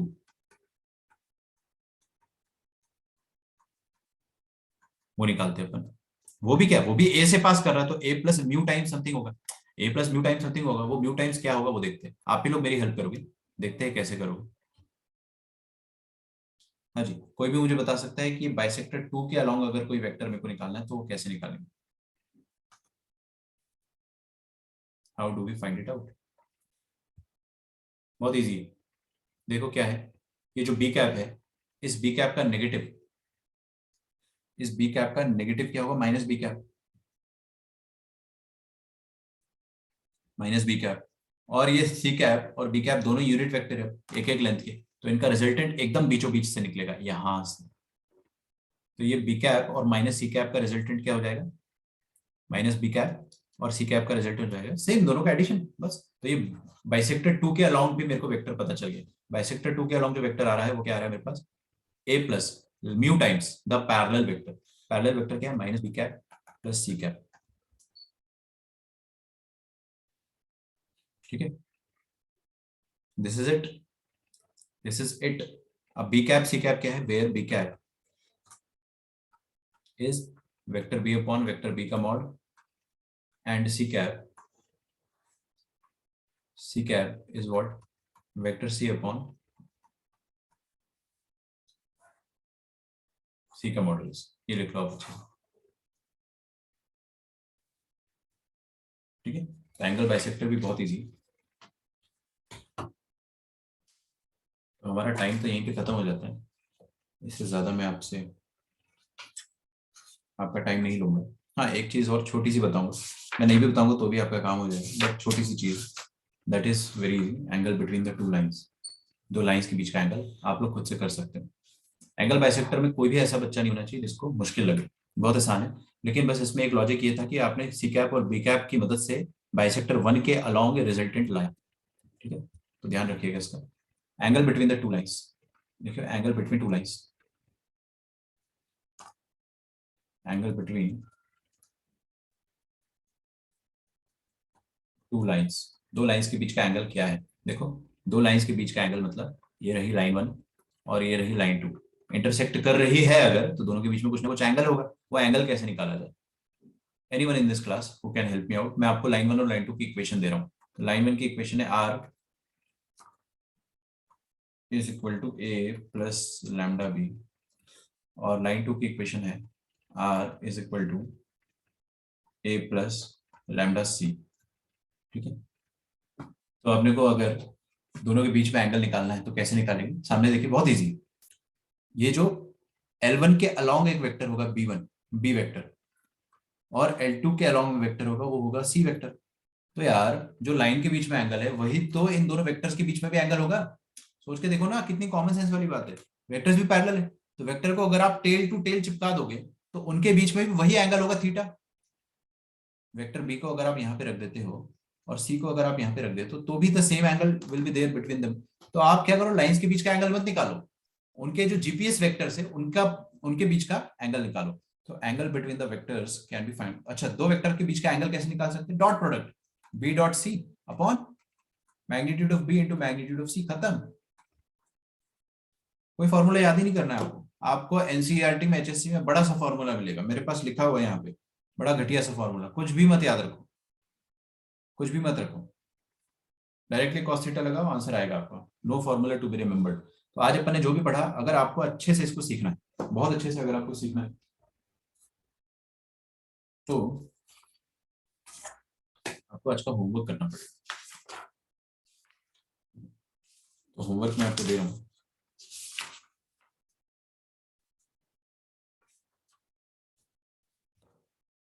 ठीक है, homework is self test. जो module में आपको self test दिया रहता है, that self test 2 करेंगे अपन पूरा। और डिस्टेंस बिटवीन द लाइन वाले क्वेश्चन छोड़ देना अभी। लाइंस के बीच में distance, distance between the lines, वो अभी आप छोड़ दो। मैं आपको प्लेन और लाइन का डिस्टेंस सब एक साथ लास्ट में पढ़ाता हूँ, ताकि एक साथ सारे फॉर्मूले याद रहे। तो डिस्टेंस बिटवीन द लाइंस ये अभी आप छोड़ देना, बाकी सारे कर लो। रुको जरा, सब्र करो।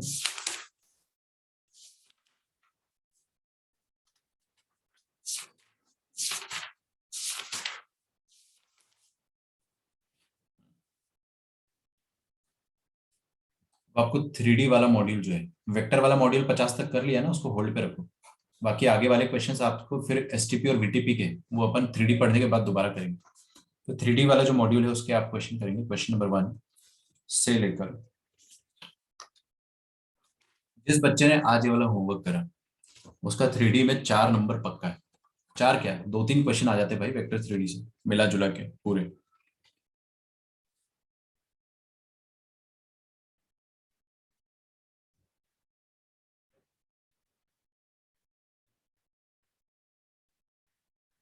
हाँ, क्वेश्चन नंबर 1 to 33, मतलब देखो the question belonging to the set 1 to 33। हालांकि ये लिखना गलत है क्योंकि इसमें सारे इंटीजर थोड़ी आएंगे, इसमें तो डेसिमल नंबर पे आ जाएंगे, बट भावनाओं को समझ जाओ। माइनस, कुछ एलिमेंट हटाने हैं अपने को, कुछ क्वेश्चन हटाने हैं। तो आप 18th क्वेश्चन मत करना,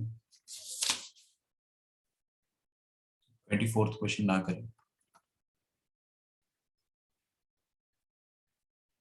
26 भी छोड़ दो, 27 भी छोड़ दो, 28 ये भी छोड़ दीजिए, बस।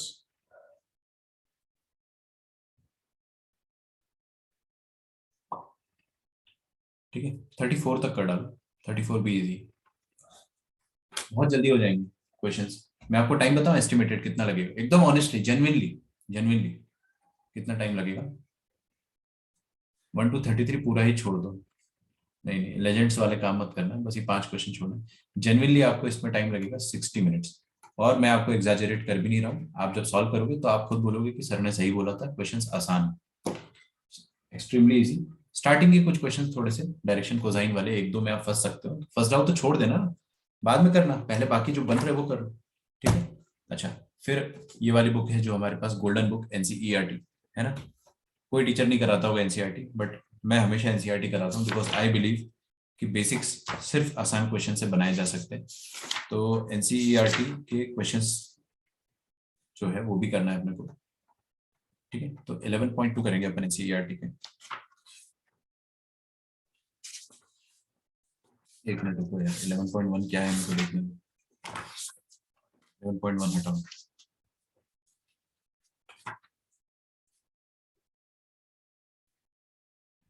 11.2 के कर लो आप question number 1।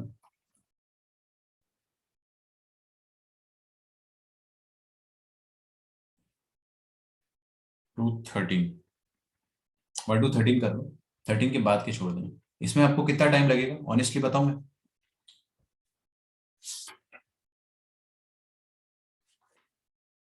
40 minutes, 40 to 45 minutes, अगर आप पूरा डिटेल में लिखते हो तो। अगर आप रफ में करते हो ना कीड़े मकोड़े की तरह एकदम ऐसे धीरे धीरे, ऐसे ऐसे चुपके से, छोटे छोटे अक्षरों में, तो आपको 30 मिनट में भी हो जाएगा आपका काम। बट मैं चाहता हूँ कि थोड़ा सा अच्छे से लिख लो, ताकि होमवर्क मेरे को भेजो तो मैं समझ जाऊँ, बस थोड़ा सा अच्छे से। तो आपका होमवर्क समझ में आ गया आपको कितना है। होमवर्क जो है वो बहुत ज्यादा इंपॉर्टेंट होमवर्क है, अगर आप आज की आज करते हो तो आपका 3D ज्योमेट्री का 4 नंबर आपसे कोई नहीं छीन सकता, कोई भी नहीं। तो लाइंस आपका खत्म हो गया, डिस्टेंस बिटवीन टू लाइंस बचा है, पैरेलल लाइन के बीच का डिस्टेंस और स्क्यू लाइंस के बीच का डिस्टेंस। अगर मेरा मन हुआ तो मैं कल बता दूंगा, अदरवाइज मैं प्लेन के बाद बताऊंगा, मेरे मूड पे डिपेंड करता है।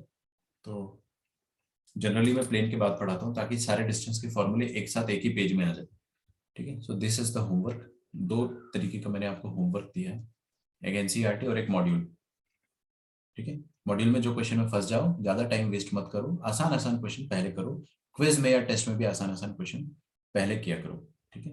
आपकी कल और परसों क्लास होगी, यस, है ना। तो कल आपकी आफ्टरनून वाले सेशन में क्लास रहेगी, परसों वाली में बाद में अनाउंस करूंगा। और कल वाली और परसों वाली क्लास में अपना मेजर सिलेबस खत्म हो जाएगा, तो 3D और वेक्टर ही खत्म हो जाएगा, अच्छी बात है। फिर बचेगा लास्ट चैप्टर, बस। चलिए मिलते हैं हम नेक्स्ट क्लास में, till then bye everyone, thank you.